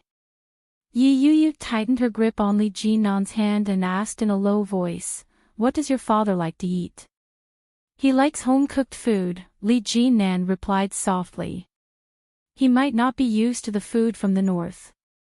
I don't know what to bring him to eat." Yi Yu nodded her head when she heard that. She looked at the time and said regretfully, "It's getting late. It's almost 8 p.m. I'm guessing the supermarkets are all closed. Otherwise, it would be better to make something ourselves." "It's okay. We'll be family sooner or later. You don't have to be so polite. What do you want to eat? Li Jinan looked at Yi Yuyu's tummy and smiled in relief. I heard that pregnant women are very picky with their food. Is there anything in particular that you'd like to eat? I want to eat something spicy. Yi Yuyu looked at him. But, you Southerners can't handle spicy food, right? Yeah, my father can't handle spicy food. Li Jinan felt a little awkward. Just as he was thinking about what to take Li Xiao to eat, Li Xiao, who was walking in front, suddenly turned his head and said, Have you been to the Rong residence? The Rong family. For a moment, Li Jinan couldn't react. Whose family was the Rong family? Seeing this, Li Xiao snorted and said, It's Qianqian's maiden family. Ah. Realization dawned on Li Jinan. Not yet. Shall we go now? Li Xiao said. Li Jinan felt a little uncomfortable and said, Dad, we haven't eaten all day. I'm fine with it, but my child won't be able to take it. When Yi Yuyu heard that, she immediately waved her hands and said, It's fine, it's fine. Let's go look for your nephew. I'm fine. Chapter 1602. Uncle, it's all right. Let's go together. Yi Yuyu nudged Li Jinan nervously. Li Xiao glanced at Yi Yuyu. His expression softened. This child was quite sensible. He looked down at Yi Yuyu's tummy and said, Let's go eat first. Don't worry about me. I'm not used to northern food. Rong Xian was a southerner, and she would also make food according to Li Jinqian's taste. If they were lucky, they might be able to get some. However, this girl was a northerner, and her temperament was rather shy. It was inevitable that she would feel restrained going to a stranger's house, so it was better to forget about it. Yi Yuyu thought that he was looking down on her, so she felt a little down. She pursed her lips in dejection and didn't say another word. If you have time, you should go for a checkup. She's pregnant, but we don't even know how long she's been pregnant. You muddle-headed parents, this won't do. Li Xiao shook his head and said, I'll leave first. All right. I'll give you a ride. Li Jinan stepped forward and said, Dad, I have a car. Let me give you a ride. You know the way. Yes, there's a restaurant nearby that's not bad. It's on the way. Sure. Li Xiao did not stand on ceremony. After all, he was his son. The three of them got into the car. Yi Yuyu's cell phone rang again. It was Yi Tian. When Yi Yuyu saw that, she became very impatient. He turned off his phone and ignored her. Yi Tian made a few calls. She managed to get through, but no one picked up. When he called again, his phone was turned off. Yi Tian flew into a rage and shrieked in exasperation, that little B***TCH. The servant, who was cleaning up the dinner table at the side, did not dare to speak after hearing this. She glanced at Yi Futian. When she received a sharp glare from Yi Tian, she immediately lowered her head and didn't dare to look at her again. Yi Tian's anger grew and she bellowed, Sister Sun. Auntie Sun was startled. She looked up and shouted, Madam, did you call me? Help me go upstairs and get the phone book from my bedside table. This was a completely commanding tone, without the slightest bit of respect. It was just like in ancient times, when concubines in the palace faced those servants, they would either beat or scold them. Mrs. Sun didn't feel very comfortable, but under such circumstances, she had to agree. He ran upstairs as fast as he could to find the phone book. When he handed it over to Yi Tian, the latter snatched it away from him. Yi Tian flipped through 2 pages and found a number. She dialed it. Yi Qianqian's company's anniversary party was scheduled to begin at 8 p.m. The higher-ups were giving a speech, and Yi Qianqian was standing there in a beautiful and elegant short skirt. Suddenly, the handbag in her hand vibrated, and her phone rang. Many people looked over. Yi Qianqian immediately switched off the silent mode and smiled apologetically. However, when he lowered his head to take a look, he saw that it belonged to the imperial capital, and his heart was filled with anger. It must be a prank call. However, the next moment, the voice rang out again. When Yi Qianqian saw it, she felt that something was amiss. Someone from the capital was beating them up one after another. Perhaps they were really looking for her. Recently, something had happened to Yi Yuyu in the capital. After some thought, Yi Qianqian got up and went outside to answer the call. "Hello, who is this?" Yi Qianqian was very polite. There was a moment of silence on the other end of the line. Then, a female voice said, "I'm your mother." Chapter 1603. Yi Tian was speechless. Did I just curse? She picked up her phone and checked the number. After confirming that there was no mistake, she said, "I'm really your mother, Qianqian." Yi Qianqian was speechless. How could she call me by my name? Who are you? Yi Qianqian calmed down a little. She could vaguely guess who it was. But why did she have to admit that she was her mother just because she said so? What a joke. Yi Qianqian didn't give her any face.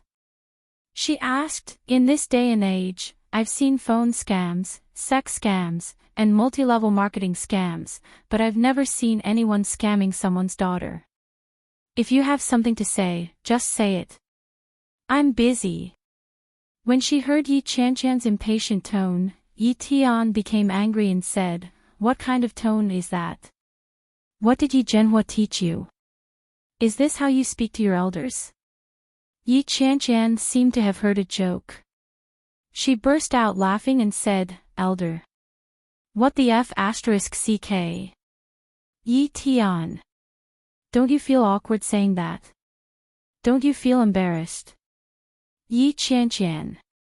Yi Tian gritted her teeth. What an ill-bred girl. Yi Tian's voice was so loud that it made Yi Qianqian's ear itch. Yi Qianqian picked her ear with her finger and sneered, "Since you're well-bred, don't talk to an ill-bred person like me. I won't be seeing you out." With that, she hung up the phone. Yi Qianqian was extremely displeased. She put her phone back in her pocket and walked back inside. Before she could take a few steps, her phone rang again. It was the same call. Yi Qianqian rolled her eyes and answered the call impatiently. "What are you trying to do? Spit it out. I don't have time to beat around the bush with you." Yi Tian had never been so infuriated. She felt extremely uncomfortable.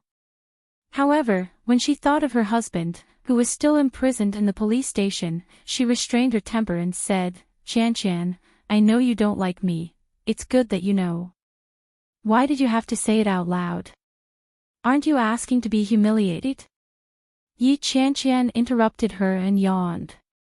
Yi Tian almost threw the phone. She gritted her teeth and yelled, "Don't go too far. Are you done?"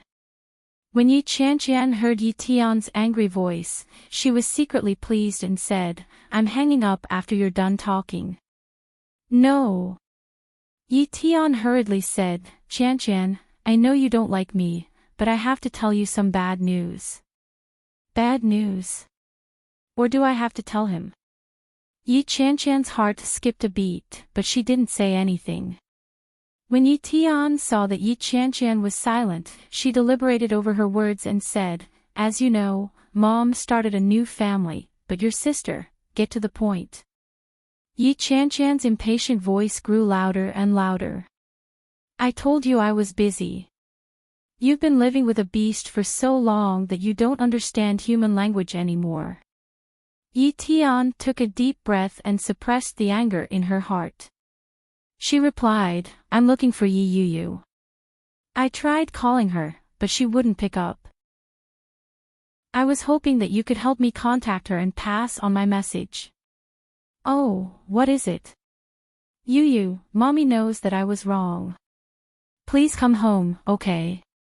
What happened to Kei has nothing to do with you. I already know that it was Mommy's fault.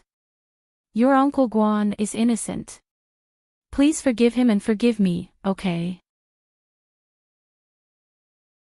Chapter 1604. Yi Tian felt awkward and said, I'm saying this to Yu. You can just help me convey the gist of what I mean. Is that alright, Chan? Oh. I see. Yi Chan sounded like she was deliberating over something. Yi Tian was a little uncertain and asked, can you help me convey the message? What's in it for me? Yi Chan asked. She sounded like she was looking forward to it. Yi Tian was a little annoyed. This girl really had no manners at all. She really didn't know how Yi Zhenhua had raised his child. How did he manage to bring up such a character? Yi Tian took a deep breath and said gently, the next time you come to the capital, I'll make some time to accompany you, okay? Tell me what you want, and I'll buy it for you. If you have any difficulties in life, you can ask me. We're mother and daughter. You don't have to stand on ceremony with me. Oh. Yi Chan seemed to be considering it. Suddenly, she laughed and said, what if I don't convey the message? Chan, I know that I was wrong in the past, but the past is the past. This matter is really important. Don't throw a tantrum with me, okay? Yi Tian lowered her voice and tried to persuade her earnestly. Yi Chan felt goosebumps all over her skin when she heard that. She quickly waved her hands and said, don't. I can't take it. You abandoned us for a man in the past. What do you think are the chances of you saying something like that now? Yi Tian was speechless. Yi Chan continued, besides, who gave you the face to call yourself mom? Ha! What a joke. Yi Tian was furious and asked, Yi Chan, is that what your father taught you? Yes, Yi Chan replied matter-of-factly. My father said that we must know how to be grateful and know how to protect ourselves. When it comes to ingrates and traitors, there's no need to be polite. Who are you calling an ingrate? Yi Chan exclaimed and said, so you didn't hear me clearly. I'm talking about you. I'm saying that you, Yi Tian, are an ingrate. Can you hear me clearly now? I'm saying that you, Yi Tian, are an ingrate. Did you hear me clearly? Yi Tian was so angry that her heart, liver, spleen, and lungs ached. Her belly was full of anger, and it was difficult for her to vent it. Yi Chan continued, do you want me to make a broadcast for you so that you can listen to it? Yi Tian couldn't take it anymore and hung up the phone. She slammed her phone hard on the table and screamed, bastards. You're all beasts. Bitches. When Sister Sun heard this, she lowered her head and said nothing. However, the phone on the table that he had just hung up suddenly rang. Yi Tian was a little surprised. She took a look and realized that it was Yi Chan. Despite her displeasure and anger, Yi Tian still had a favor to ask. Moreover, Yi Chan had called back. Could it be that she knew she had done something wrong and called to apologize? When Yi Tian thought about this, the anger in her subsided a little. He picked up the phone and put it to his ear. Yi Chan didn't hear Yi Chan's voice, but it didn't matter. She muttered to herself, Yi Tian, let me tell you something. I already know what you've just said. I think your apology is very sincere. Yi Tian's heart relaxed and she said, it's good that you know. I sincerely apologize to Yu. Thank you, Chan. Chapter 1605. Without waiting for Yi Tian to react, Yi Qianqian hung up the phone. The busy tone on the other end of the line made Yi Tian explode with rage. She flung the phone at Yi Tian and screamed, "Yi Qianqian!" The phone smashed into the beautiful blue and white vase in the living room. The fragile vase made a crisp sound. The fresh flowers fell to the ground, and the clear water spilled onto the floor. The vase shattered into pieces. When Auntie Sun saw it, her face turned pale. She glanced at Yi Tian and exclaimed, "Oh my God! That was Sir's favorite vase. What should we do?" Yi Tian's expression changed as well. How could she lose her composure in front of a servant? Yi Tian kept a straight face and said, "You're making a fuss out of nothing. What's there to be surprised about? Hurry up and clean it up." Auntie Sun didn't dare to say anything else. In this household, Yi Tian had always been arrogant and sharp in front of everyone except Guan Yanhong. Especially recently, after Guan Kui's death. Auntie Sun didn't dare to touch her. After cleaning up the broken vase, she quietly went upstairs. She took out her phone and took a picture of the broken vase before sending it to Guan Yanhong's WeChat account. She typed, "Sir, the vase is broken. Madam was in a bad mood and accidentally broke it." As soon as the message was sent, it reached Guan Yanhong's phone. At present, Guan Yanhong was only a suspect. Coupled with the lawyer's mediation, Guan Yanhong's freedom was not restricted. His phone was by his side. When he received the message from Auntie Sun, he specially enlarged the picture. When he saw the familiar patterns on it, Guan Yanhong flew into a rage and roared, "You be ****." The lawyer was in the middle of communicating with the police. When they heard Guan Yanhong's loud shout, many people looked over. Guan Yanhong quickly sat down and temporarily closed his eyes to rest. Yi Qianqian put her phone away. She was in a good mood. All the frustration she had felt before leaving the house had been vented. Yi Qianqian put her phone back into her bag and walked briskly inside. It was rumored that Eurasian Comics had invited an important guest for their anniversary celebration. When Yi Qianqian walked in, she saw the commotion. "Let's welcome the chairman of Eurasian Comics, Mr. O Ming." When Yi Qianqian heard the name, she immediately squeezed through the crowd and looked inside. Sure enough, he saw the two people who were slowly walking towards him at a glance. O Ming seemed to be in a good mood. He was wearing a burgundy suit. His hairstyle was trendy, simple, masculine, and handsome. Yu Lily stood tall and straight beside him, holding his arm with a smile on her face. This combination was very eye-catching. The man was handsome and the woman was beautiful. Especially under the obvious contrast of their figures, they seemed extremely compatible. Yu Lily's watery eyes scanned the crowd and quickly spotted Yi Qianqian, who was desperately trying to squeeze her way forward. Yi Qianqian was dressed like a lady that day, which was a little different from her usual style. However, she looked even more delicate and cute. When Yu Lily saw her, she was very happy and waved at her. Yi Qianqian was so happy that she almost screamed. Chapter 1606.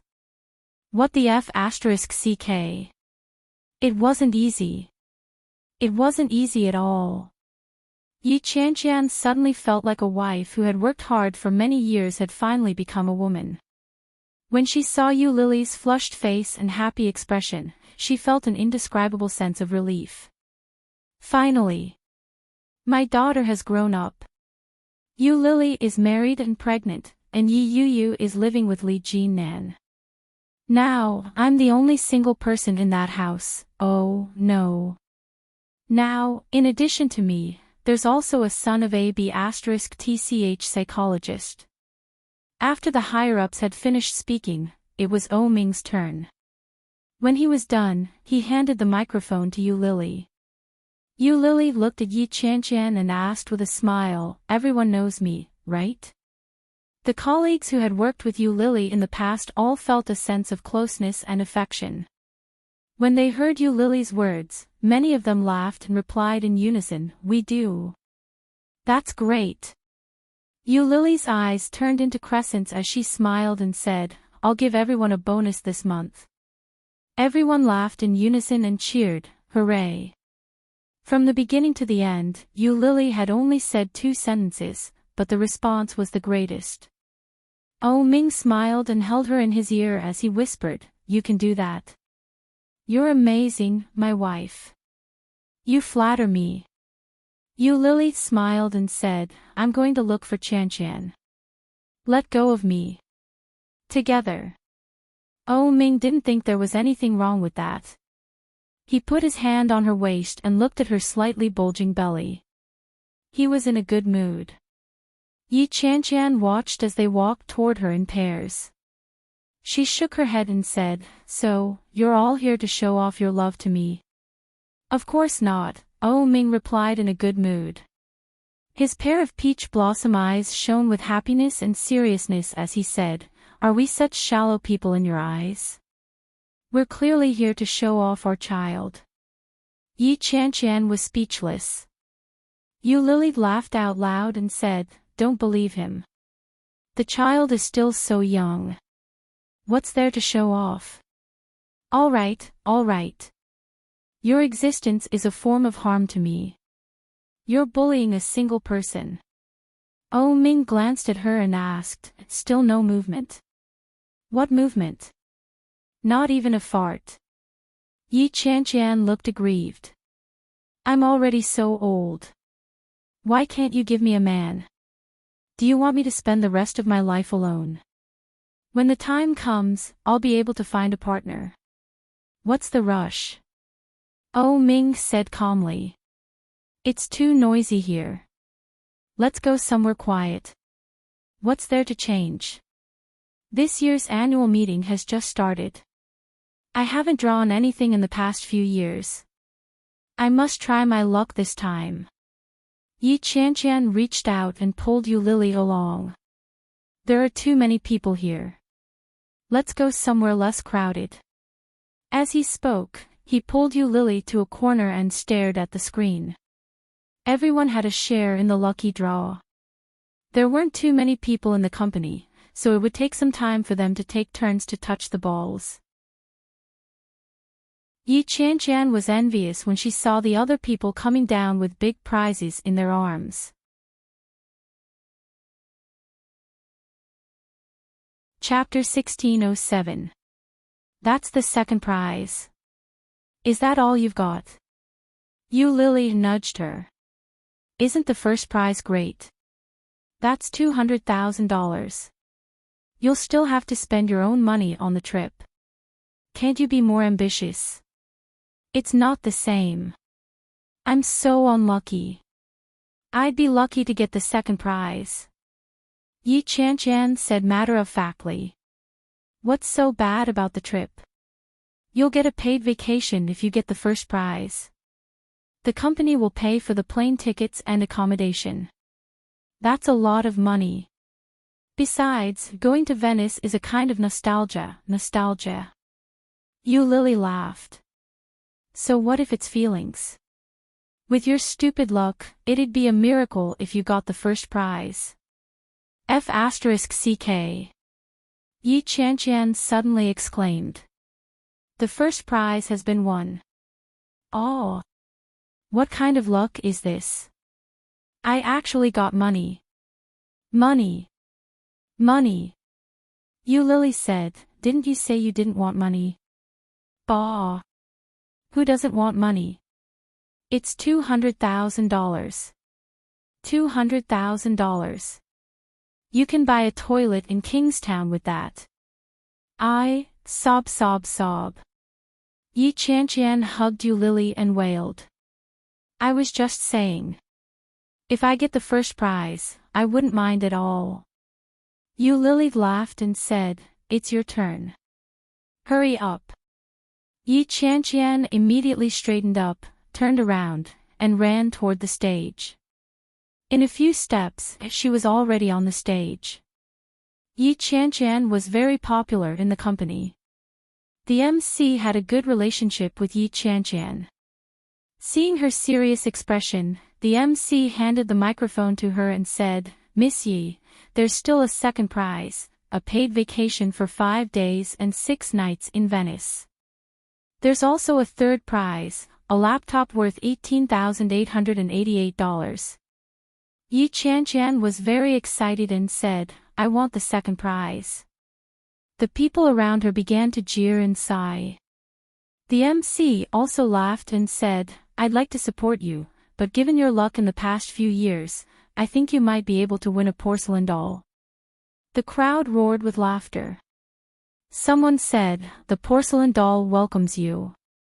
Enchanting has never won a prize before, let alone this year. However, you'll definitely get a consolation prize. Don't be discouraged."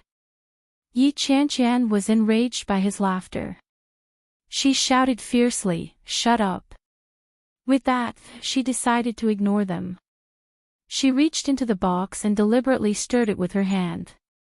When the MC saw how serious Enchanting was, he looked down and said with a straight face, "Enchanting is about to show off. Everyone, listen to what she has to say." Enchanting rolled her eyes at him. She looked at the microphone in front of her and shouted, "Ballala energy, second prize, change." As he spoke, he reached out his hand and took out a ball. The people around her laughed so hard that a large number of them collapsed. Enchanting handed the ball to the MC, who quickly took it from her. Looking at the audience, the host said with a serious expression, "Although I already know the result, seeing how serious Enchanting is, I can't bear to expose her." He twisted the ball open and took out the paper inside. The host teased. Just as he was about to say something, his eyes suddenly widened.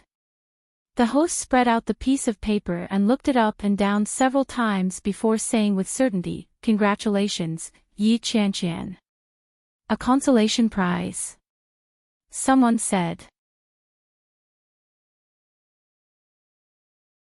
Chapter 1608. Enchanting was initially annoyed at being laughed at, but she was already prepared to receive a consolation prize. But when he heard the host say, "second prize," he immediately became alert. Enchanting reached out and snatched the piece of paper. When she saw the words on it, she screamed, "Oh my God!" The surrounding people started to sigh. "What? Is that for real? Ha ha ha ha. After so many years, are you finally going to win? To be honest, I've never seen such bad luck." Sure. Don't expose people when they're in a difficult situation. When Enchanting saw the piece of paper, she was wild with joy. She laughed out loud and exclaimed, "Oh my God. I got it. I got it. I finally got it. Wahahaha." The host looked gratified and teased, "Wow, you finally won. Who is it?"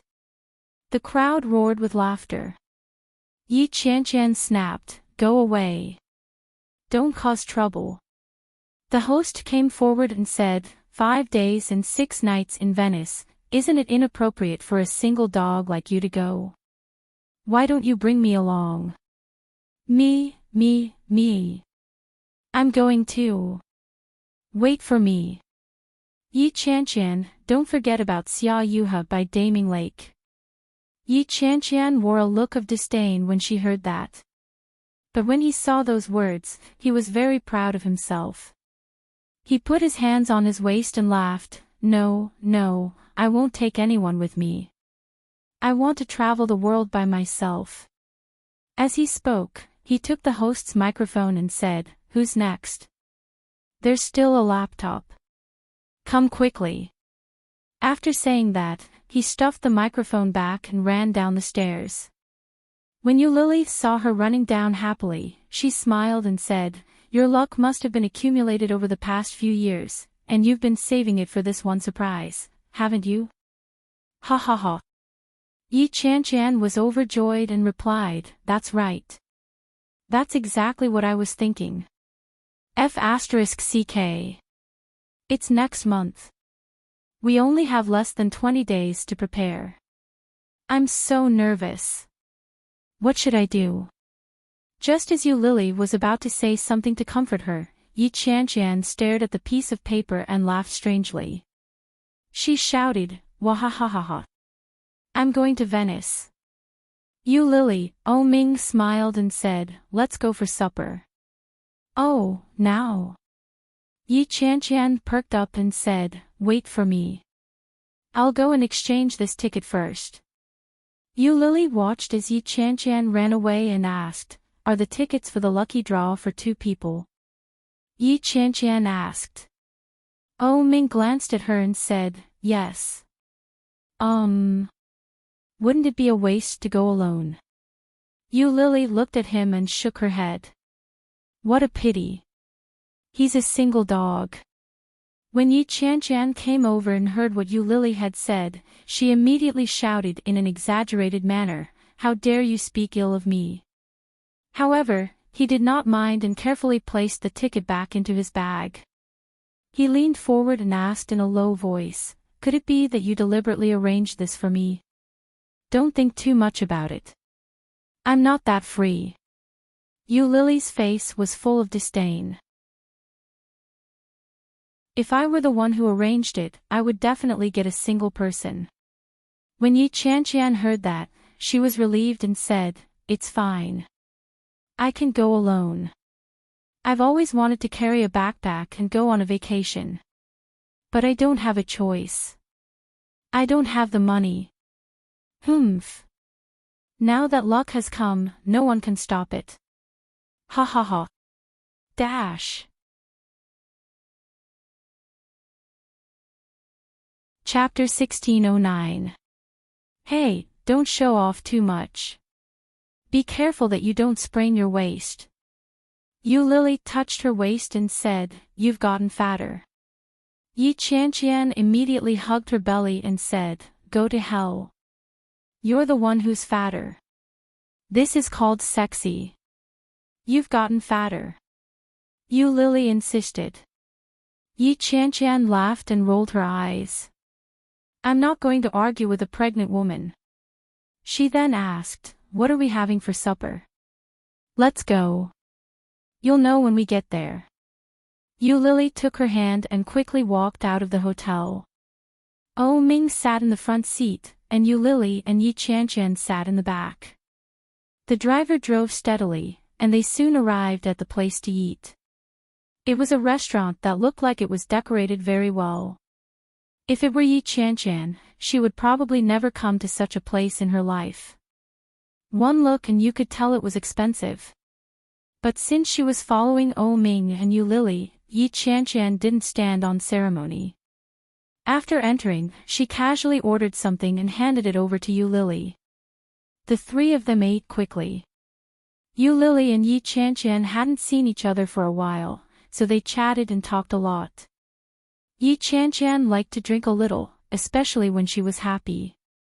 Yu Lily was pregnant and couldn't drink, so Yi Chan could only have a few drinks with Oh Ming. They ordered flower wine with a low alcohol content. Yi Chan only drank a few glasses. Her cheeks were slightly red, and she looked very well. It was a little late, and Yu Lily began to feel sleepy. Yi Chan had no choice but to go home. The couple sent Yi Chan back to her apartment and slowly drove away. Yi Chan was dressed more formally that day. When the security guard saw Yi Chan, he was stunned and said, "Miss Yi, you look really good today." Yi Chan felt a little proud when she heard that. As she touched her keys, she said, "Which day don't I look good?" The security guard laughed, but he didn't dare to laugh too obviously. He said hypocritically, "Yes, you look good every day." Yi Chan stared at him and said, "What do you mean? You're so hypocritical. You won't have any friends if you act like this." The security guard laughed and quickly helped her press the elevator button. Hurry up. Your boyfriend is already back. He's probably waiting anxiously. Bah. Yi Qianqian's face was full of disdain as she said, he's not my boyfriend. The security guard obviously didn't believe it and asked, quarrel? Shut up. Yi Qianqian got into the elevator. That's it. Goodbye. As the elevator doors slowly closed, Yi Qianqian felt even more displeased. Boyfriend? When did Shenjilia become her boyfriend? Pooh. However, on second thought, they were right to think so. After all, a man and a woman living together, even if they were relatives, they wouldn't be so harmonious, right? Holy shit, so there was a reason why she had been single for so many years. With such a big man here, no peach blossoms would be able to enter. In this way, how was she going to get out of singlehood? No way. She couldn't let things go on like this. She had to chase him away. As Yi Qianqian was lost in thought, the elevator arrived. Yi Qianqian walked down the stairs and had just stuck the key in when the door opened from the inside.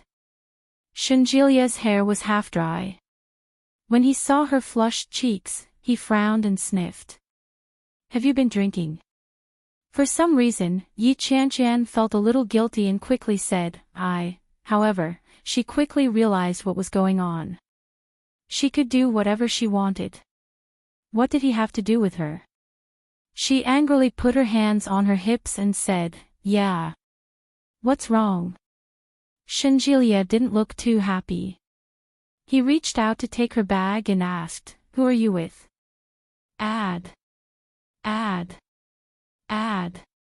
Add 10 chapters. Unbelievable. Ha. Thanks for the monthly votes.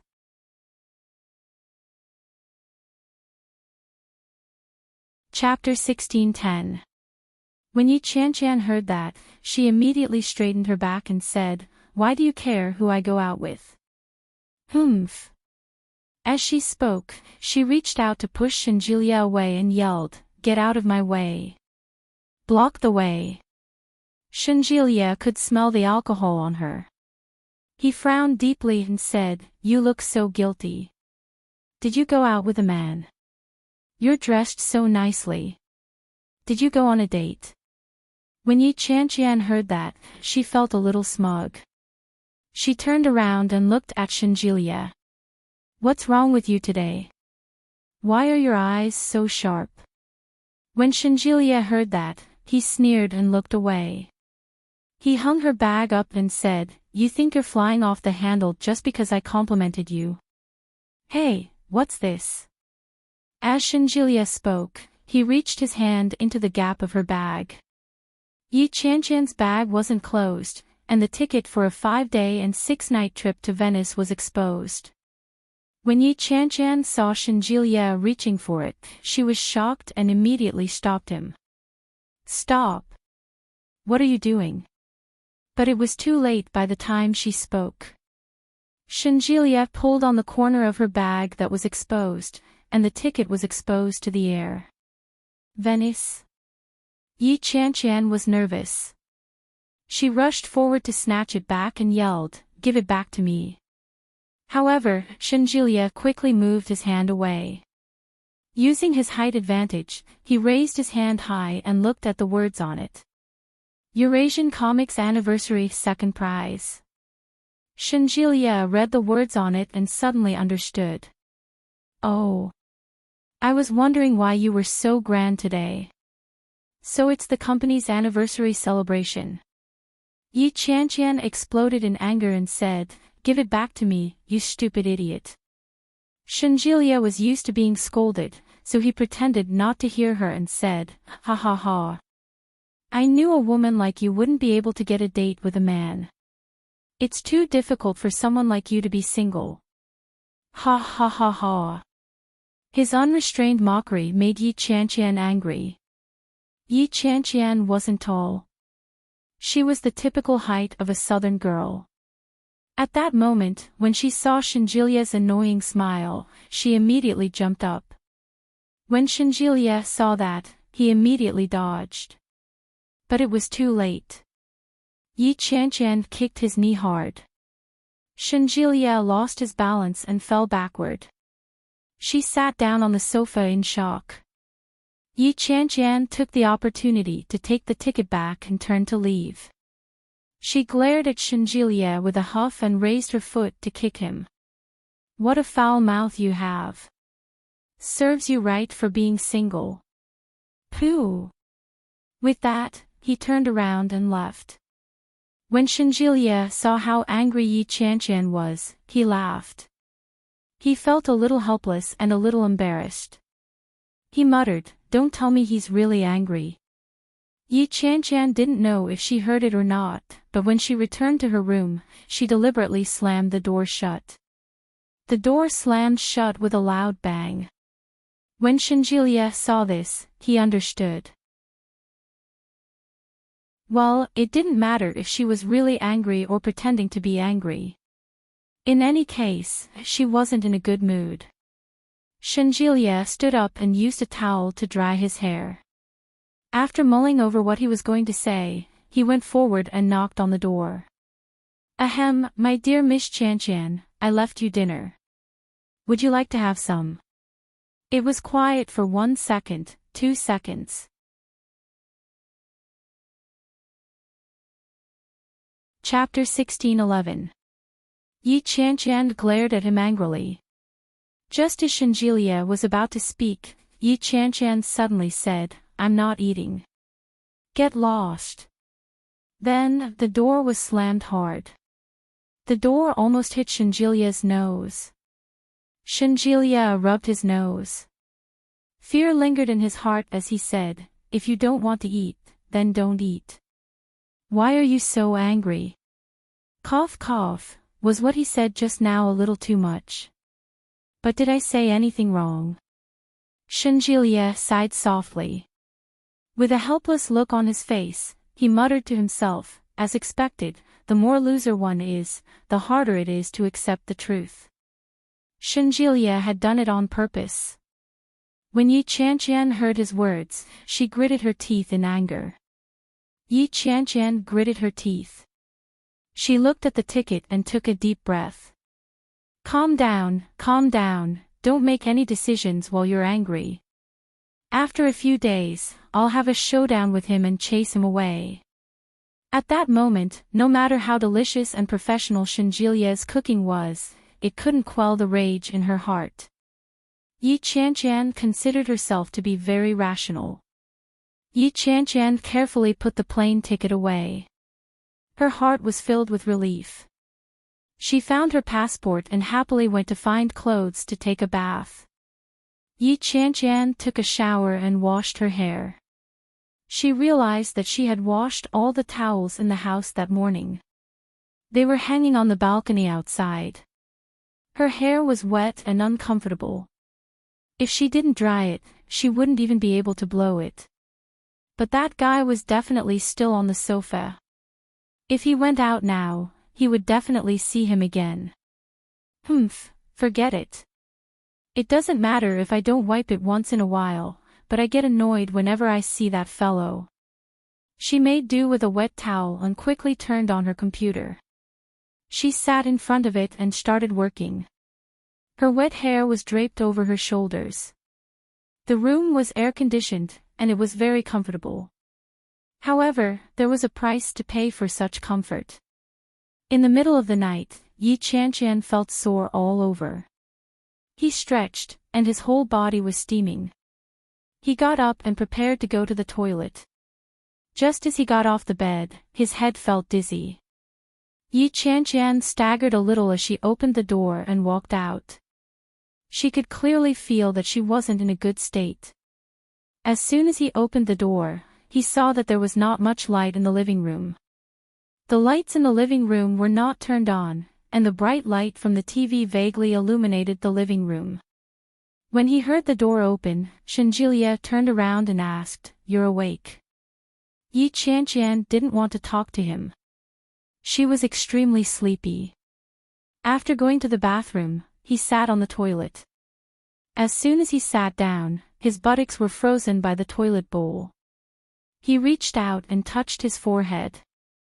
It seemed to be a little hot. Yi Qianqian frowned and muttered, I can't be that unlucky. After all, she hadn't been sick for many years. Why did he suddenly have a fever? Yi Qianqian got up and looked at herself in the mirror. The woman in the mirror looked very young. There were obvious dark circles under his eyes. And now, his whole face was red. Yi Qianqian turned on the tap and splashed some water on her face before quickly walking out. Shenjilia was watching a football match when Yi Qianqian snorted and said, If you're not asleep at this hour, you might die of a heart attack. It doesn't matter. Tomorrow is the weekend.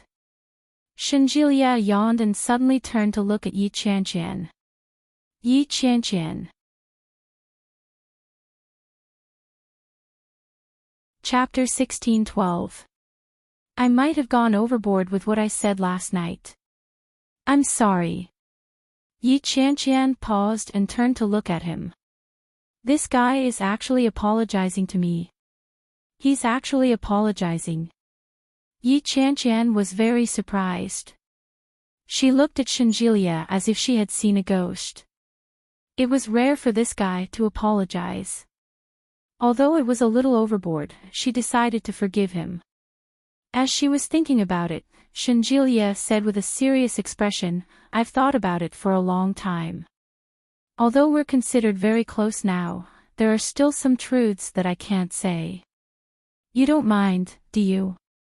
Yi Qianqian's original thoughts were instantly dashed. She glared at Shenjilia and didn't say a word. She turned around and stormed into her room. It was a little cold in the air-conditioned room. Yi Qianqian shivered and turned off the air conditioner. Her head was dizzy.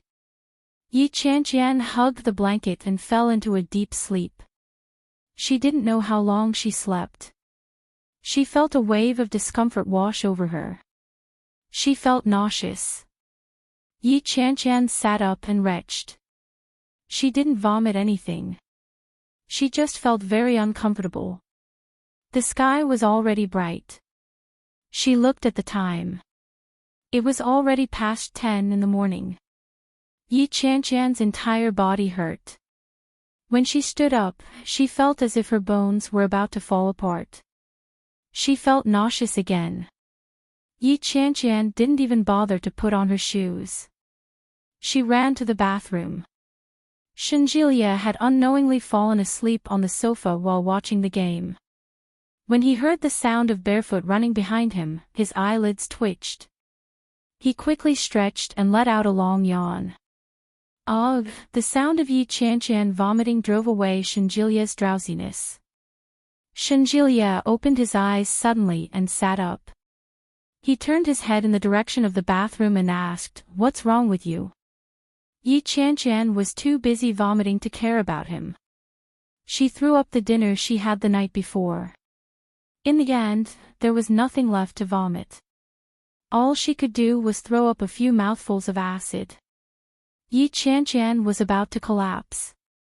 Her face was flushed. She hugged the toilet bowl and reached out to flush it. She was exhausted. She lay by the sink with her eyes half closed. She looked like she was about to die. Shenjilia walked over barefoot. When he saw her in such a state, he handed her a few tissues and said, Wipe yourself. Yi Qianqian pulled it over angrily. She touched her mouth and stuffed the tissue back. Shenjilia was instantly disgusted and retorted, Can't you have some common decency? How could you do such a thing? Yi Qianqian rolled her eyes at him and said, Count yourself lucky that I didn't puke on you. Shenjilia asked, Are you not feeling well? Yeah. How can I be comfortable when I'm pregnant? Yi Qianqian was in a bad mood. She waved her hand and refused to talk to him. Shenjilia tossed the tissue away. When he heard that, he suddenly burst out laughing and said, "Someone like you can get pregnant. Dream on." Yi Qianqian instantly felt as if 1,000 arrows had pierced through her heart. What did he mean by that? A woman like her is the best, okay. However, she didn't have any strength left in her, so she couldn't be bothered to argue with him. Yi Qianqian slowly got up and staggered a little. When Shenjilie saw this, he stepped forward and asked with uncertainty, "Is she really pregnant?"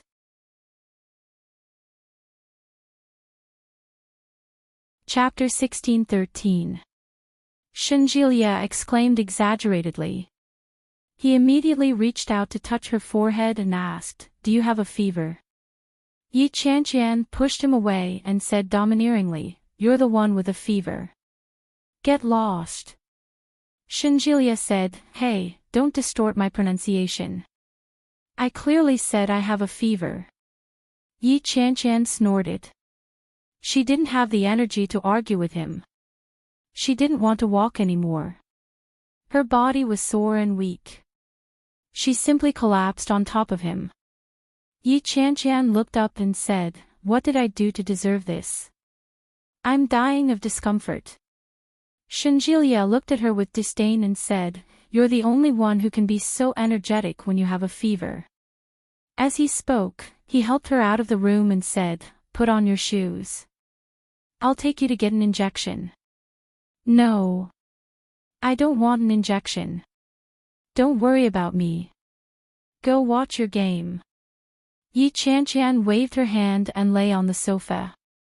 "Hey, it's still warm." Shenjilie had just lain on the sofa, so of course it was warm. When Shenjilie saw her like that, he reached out to cover her with a blanket and said, "The game is over. Let's go. I'll take you to get an injection." "Go away.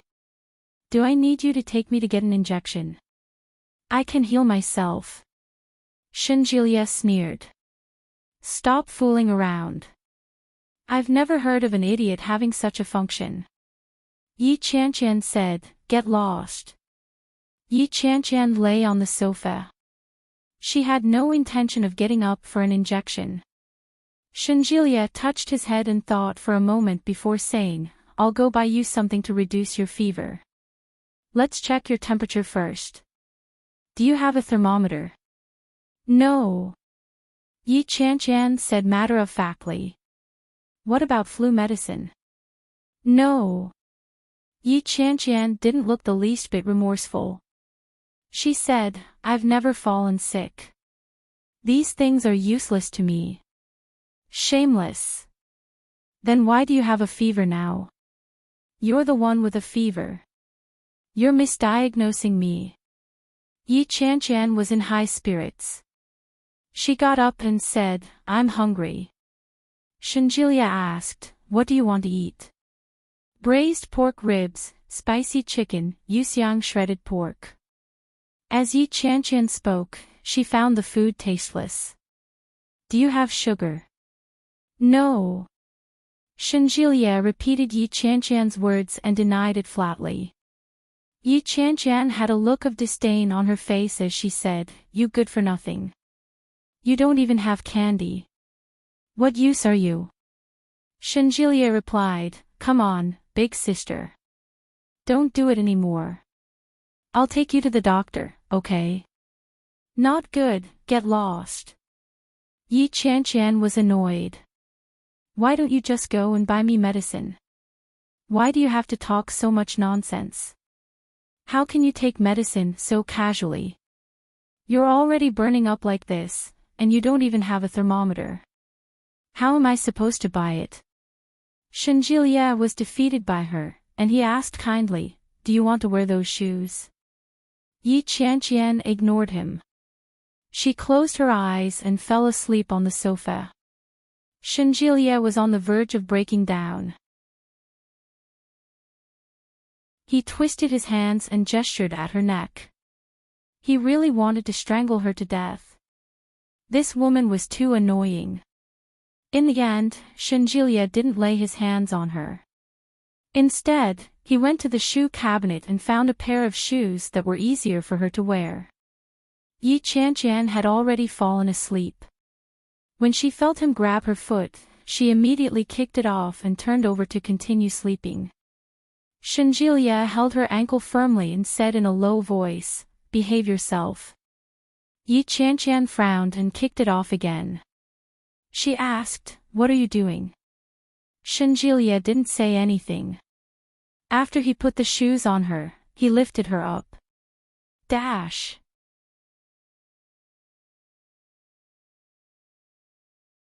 Chapter 16:14. Yi Qianqian was caught off guard and jumped in fright. She opened her eyes and exclaimed, F***ck. Shenjilia, you've gone mad. Shenjilia didn't say a word. He opened the door and walked out. Yi Qianqian couldn't struggle at all. She was on the verge of tears and said, "Big brother, put me down. I'll walk on my own. Can't you wait for me to get changed?" Shenjilia glanced at her and said in annoyance, "Wouldn't it have been over if you had done this earlier?" Yi Qianqian was finally put down. She immediately scrambled inside. Shenjilia looked at her back and snorted. "You're quite spirited. TSK, you really have the constitution of a cockroach." About 10 minutes later, there was still no movement from Yi Qianqian. Shenjilia waited outside and felt that something was wrong. He asked, "What are you doing inside?" There was no reply from inside. Shenjilia stood up from the sofa and knocked on the door. Yi Qianqian. The sound of footsteps came from inside. Yi Qianqian had just opened the door when Shenjilia felt a gust of hot air hitting him in the face. Yi Qianqian's cheeks were flushed. It was obvious that she was in a bad state. She had changed into a set of simple and light sportswear. It was short-sleeved and looked very thin. Her shoes were half covered, and her eyes were half closed. When Shenjilia saw Yi Qianqian's state, he reached out and touched her forehead. It was frighteningly hot. This was at least a high fever. There was no way he was fooling around. Shenjilia frowned and said, "Let's go. Your IQ isn't high to begin with. Don't let the fever turn you into an idiot again. Otherwise, you'll never be able to get married. F***ck, Shenjilia. Can't you watch your mouth?" Yi Qianqian pushed him and said, "It's rare to see a girl as smart as me." Shenjilia looked at her in disdain and said, "You? Smart?" Yi Qianqian was indignant. She put her hands on her hips, but before she could say anything, she was pulled by Shenjilia. Shenjilia dashed into her room. When Yi Qianqian saw that, she panicked and asked, "What are you doing?" Without a word, Shenjilia opened the closet and took out a thin coat from Yi Qianqian. He put it on Yi Qianqian and said, "It's windy outside today. Put on some clothes. Let's go." Yi Qianqian swallowed the words that were on the tip of her tongue. With her arm held by Shenjilia, she felt her eyelids grow heavy. She didn't have much strength left in her, so she didn't want to walk anymore. He half squatted on the ground and said weakly, "I feel like vomiting." Shenjilia glanced at her and said, "Go ahead and throw up first. You can leave after you're done. I can't spit it out." "Then let's go." Shenjilia walked up and lifted Yi Qianqian in his arms. "Take a nap. We'll be there soon." His sudden action made Yi Qianqian's heart skip a beat. Shenjilia was a man who loved cleanliness. He always had a faint scent on him. This smell was different from perfume, and it was also different from the smell of other men. It was an indescribable scent. It smelled good and made her feel very comfortable. Yi Qianqian didn't know that Shenjilia was so strong. It seemed effortless for him to carry her. Yi Qianqian's body was getting hotter and hotter, and her vision was getting blurry. but her eyes were fixed on Shanjilia.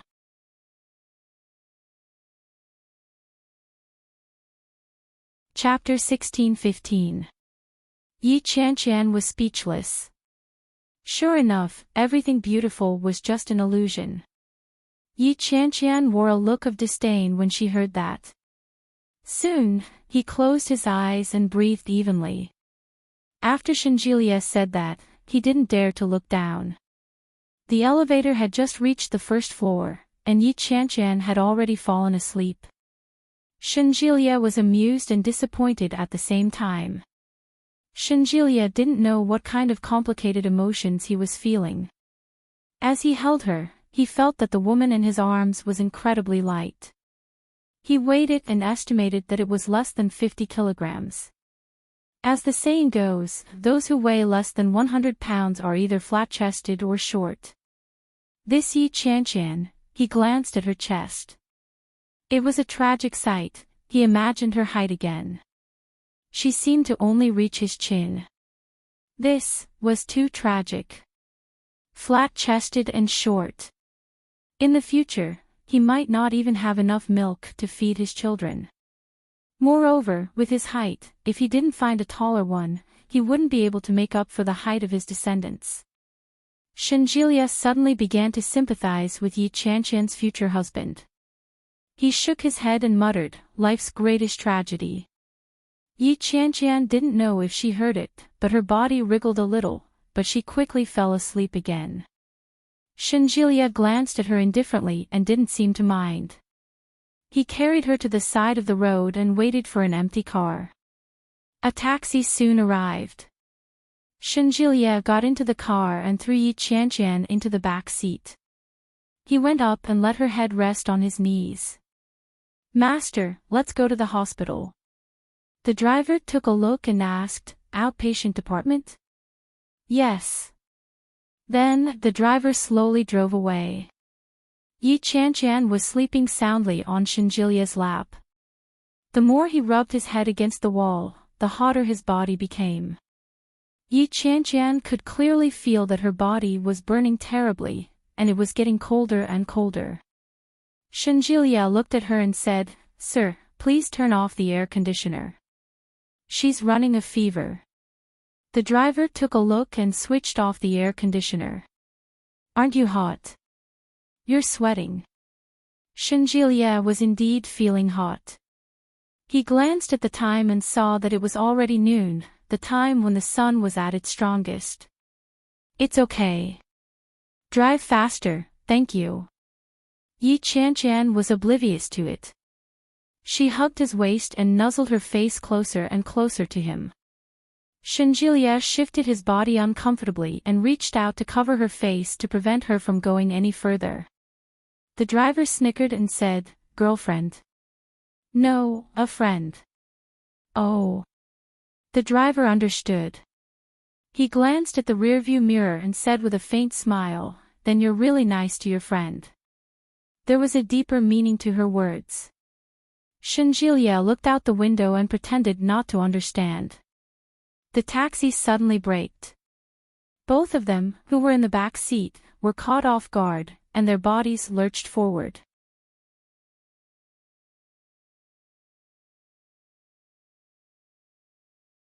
Chapter 16:16. The road was soon cleared. The car sped up and arrived at the hospital in just a few minutes. Yi Qianqian found it difficult to walk, but she still slowly got out of the car. Shanjilia quickly went forward and helped her up. Yi Qianqian lowered her head slightly and said guiltily, "I can walk on my own." Shanjilia looked at her with disdain and said, "What are you doing? Walk properly. If you can't walk, just walk properly. Who's going to laugh at you?" As he spoke, he pulled Yi Qianqian into his arms and said, "I'll help you walk." Yi Qianqian felt as if the world was spinning around her as her body was being hugged tightly. She straightened her back and leaned on his shoulder, saying, "I can't walk." Shanjilia had already anticipated this. He half carried and half supported her as they walked into the hospital. Today was Saturday, so there were a lot of people. Shinjilia registered her for the emergency department and found someone he knew before putting her on an 4-drip. His fever was 39 degrees, and his face was red. After Yi Qianqian was hooked up to the 4-drip, she sprawled on the bed and fell asleep. Yi Qianqian didn't know if she was dreaming or what, but she kept going on and on. Her brows were tightly furrowed, and she was muttering something that no one knew what she was saying. Yi Qianqian wasn't the only one in the temporary ward. The commotion attracted the attention of others.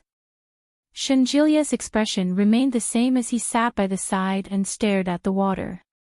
When it was almost empty, he asked the nurse to come in and replace it. 2 hours had passed after 3 to 4 packs of water. Yi Qianqian was in a deep sleep. It was as if she didn't know the difference between day and night. He didn't sleep soundly. Instead, it was obvious that he had been plagued by nightmares. After removing the needle, Shinjilia didn't bother shaking Yi Qianqian awake. Instead, he carried her in his arms. She weighed less than 50 kilograms, but in Shinjilia's hands, she felt as light as a feather. Yi Qianqian was shorter than Yu Lily, but Yu Lily didn't seem to be that light. As expected, there is a difference in weight between a single woman and a single woman. Shinjilia muttered to himself as he carried her down the stairs. The surroundings were noisy, and his body was suspended in the air.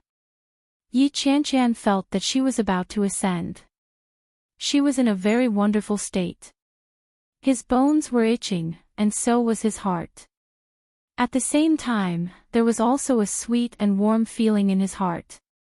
An indescribable magical feeling filled his heart. His body felt warm and cozy. When he opened his eyes, he was on his own bed. Yi Qianqian looked around. She was exhausted. He sat up, but before he could do so, he heard a voice beside him. "You're awake." The man's voice was undoubtedly Shinjilia's.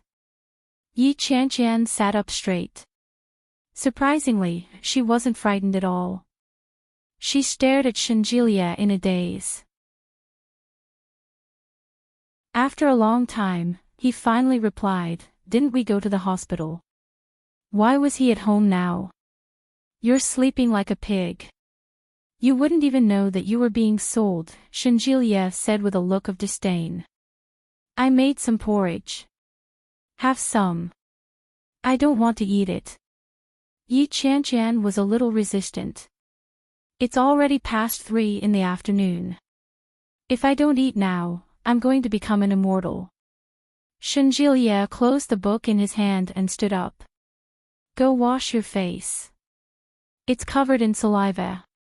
It's so dirty." Yi Qianqian froze and immediately reached out to touch her face. There was really saliva. Watching him close the door, Yi Qianqian snorted. She immediately got up, put on her shoes, and hopped toward the bathroom. After a good night's sleep, Yi Qianqian felt much better. There was a tingling pain on the back of her hand. It was a sign of a drip. That meant that they had really gone to the hospital. Could it be that Shinjilia had carried her back?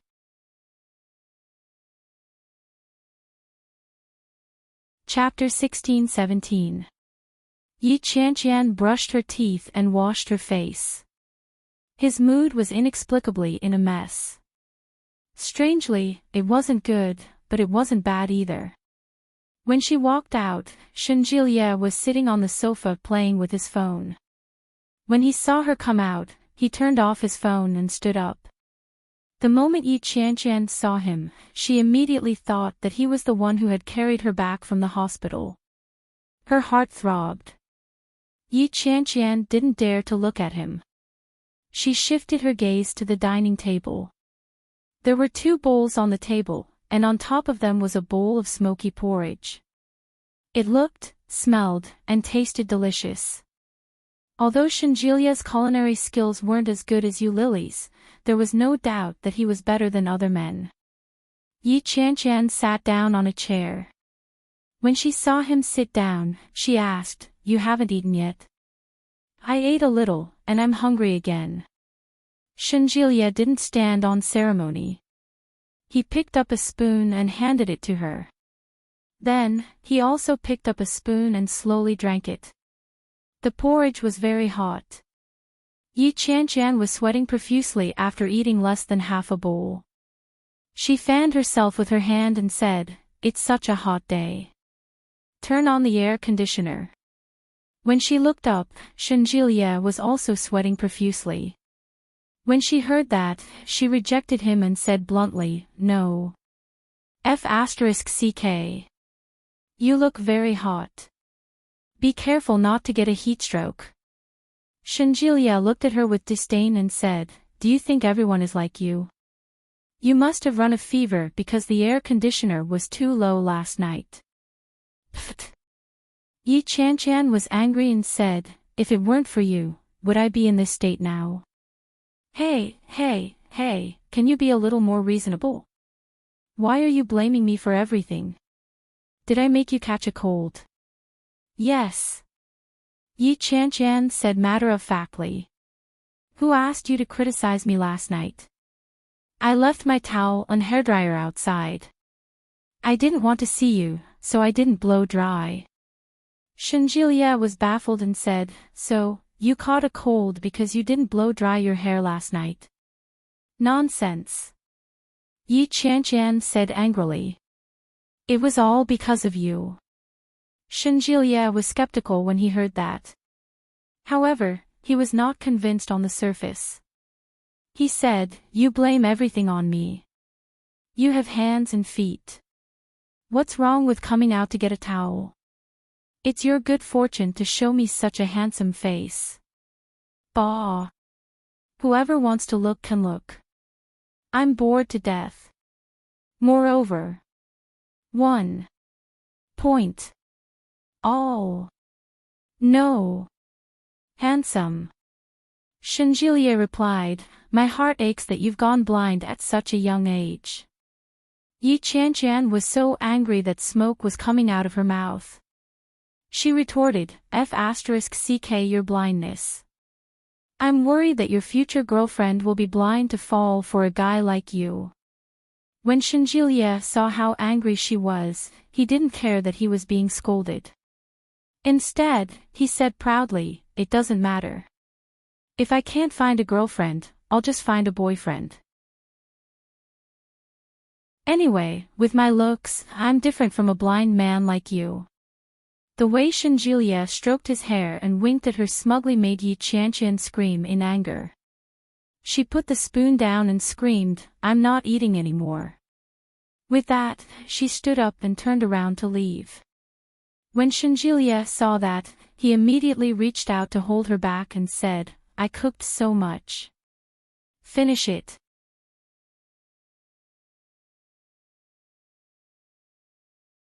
Chapter 16-18. Hey, I'm just kidding. Let's eat first." Shenjilia grabbed her hand and pulled her towards him. He sounded a little anxious. Yi Qianqian was indeed hungry, but she got angry when she saw Shenjilia's face. She glared at him and said, "Let go. I don't want to eat anymore." Shenjilia felt a headache coming on. He had no choice but to show weakness and said, "Sir, do me the honor and eat some." When Yi Qianqian saw his expression, she snorted and said, "You've gone too far with your words. Yeah, I was wrong. I shouldn't have said such a big truth." Yi Qianqian became even more furious and said, Hey, okay. I was wrong. Hurry up and eat. Aren't you hungry?" Shenjilia looked helpless and said, "Don't turn on the air conditioner. Just finish eating. Take some medicine and go back to sleep." "Do you think I'm a pig?" Shenjilia asked, "Are you going to eat or not?" Yi Qianqian was indeed hungry. When she heard that, she sat down and continued eating. But the more she ate, the hotter she felt. She glanced at Shinjilia and realized that he wasn't any better. However, she was sick, but he wasn't. On such a hot day, he could easily get a heatstroke. Yi Qianqian felt a little bad. How could this guy be so stupid? She didn't force him to eat with her. Why did he have to torture himself on such a hot day? He made it seem like she was the one abusing a child. How was she supposed to deal with this? After thinking about it, Yi Qianqian asked, "Aren't you feeling hot?" Shinjilia wiped the sweat off his forehead and said, "What do you think? Then turn on the air conditioner." "No. I have to go back to the hospital later." "Isn't it Saturday today? Do you have to work overtime?" "Yeah." Shinjilia finished the last mouthful of porridge and said, "There's a patient who came back from abroad. I have to go over." "Oh," Yi Qianqian replied. She was burning up. "The appointment was supposed to be in the morning, but you weren't feeling well in the morning, so I took you to get a drip." I had to let her wait until the afternoon. It was obvious that he was here to claim credit. Yi Qianqian snorted angrily and ignored him. Shinjilia wiped his mouth and said, "In that case, I'm going to the hospital. You mustn't turn on the air conditioner. When you shower, you have to take a hot bath. Remember to take your medicine. The medicine is at the head of your bed, along with some mineral water. Just take it." All right. Let's go." Yi Qianqian waved her hand impatiently. Shinjilia wasn't in a hurry. He took his time in the bathroom to take a cold shower before leaving the house refreshed. Yi Qianqian washed the dishes, wiped them clean, and placed them in the disinfecting cabinet. When she heard the sound of Shinjilia leaving the room, she had a strange feeling in her heart. Shinjilia seemed to treat her quite well. Although sometimes he was as annoying as an old mother, he still cared about her. It was just that his mouth was too cheap. She walked into the room and saw the mineral water and medicine that Shinjilia had mentioned. "What are you going to do?" After taking the medicine, Yi Qianqian took a shower and soon began to feel sleepy. She fell onto the bed, and suddenly, she thought of something. He got up and called his sister. Yi Yuyu was a little busy that day. When she received Yi Qianqian's call, she was cooking. Li Jinan was sitting on the sofa. When he saw that it was Yi Qianqian, he called out, "It's Yi Qianqian."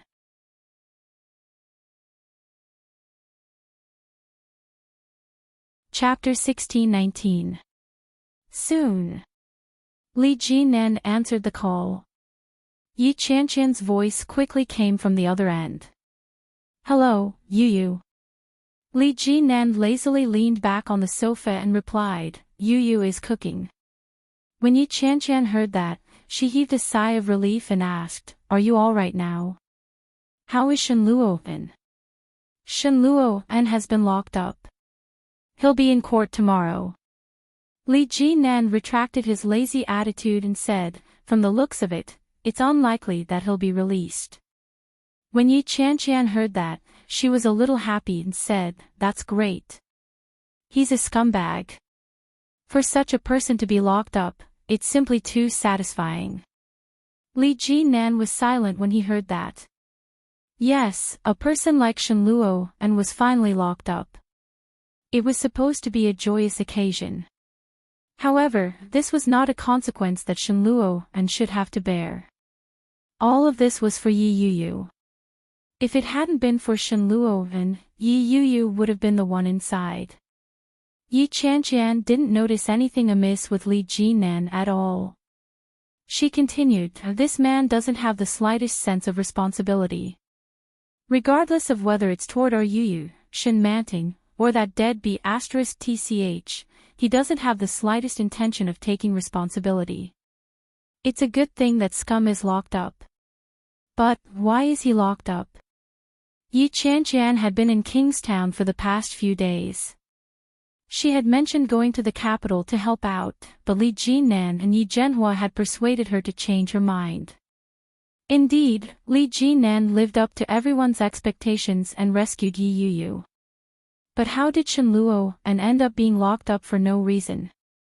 Moreover, judging from Shenjilia's expression, he didn't seem to know either. He turned himself in, Li Jinan said. He told the police that he was the one who killed Guan Kui. All the evidence corroborated that. He was only taken into custody yesterday. Yu Yu was only released yesterday as well. As Li Jinan spoke, he slowed down and said, there will be a turn for the better. He couldn't let Shen Luo and go to jail. Shen Luo and had nothing to do with this incident. If Shen Luo and were to suffer such injustice for nothing, even Li Jinan wouldn't feel good about it. Both he and Yi Yuyu owed Shen Luo a favor. What? Yi Qianqian found it a little strange. This person reaped what he sowed. He could even kill his newlywed wife. Even if there's a chance to turn things around, wouldn't he have to spend at least a few decades in prison? Li Jinan was starting to get a headache. He said, it's not what you think it is. Shen Luo and wasn't the one who killed him. Of course, it wasn't Yi Yuyu who killed him. It's highly likely that Guan Kui directed and acted it out herself. When Yi Qianqian heard that, she was confused again. She asked, Guan Kui directed and acted on her own. Was she dead or not? What's in it for her? He died, but left behind a mess to torment those who are still alive. Li Jinan was filled with disdain, but he had to admit that Guan Kui had played her cards very well. At least, everyone was unhappy because of her. This experience would definitely be unforgettable for the rest of their lives. Yi Qianqian was at a loss for words. She sighed and said, it's good that Yu Yu is fine. Let me know when you're coming back to Kingstown. I'll hold a welcome party for you. Okay. Goodbye. Li Jinan hung up the phone and looked toward the kitchen. Yi Yuyu was just walking out with a bowl of soup. She had just set it down when the doorbell rang. You're tuning into the LoveLore Library YouTube channel.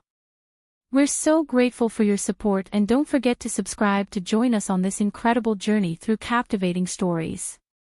Your generosity through donations truly makes a world of difference, as it's the primary source of revenue that allows me to expand and enhance this channel for you.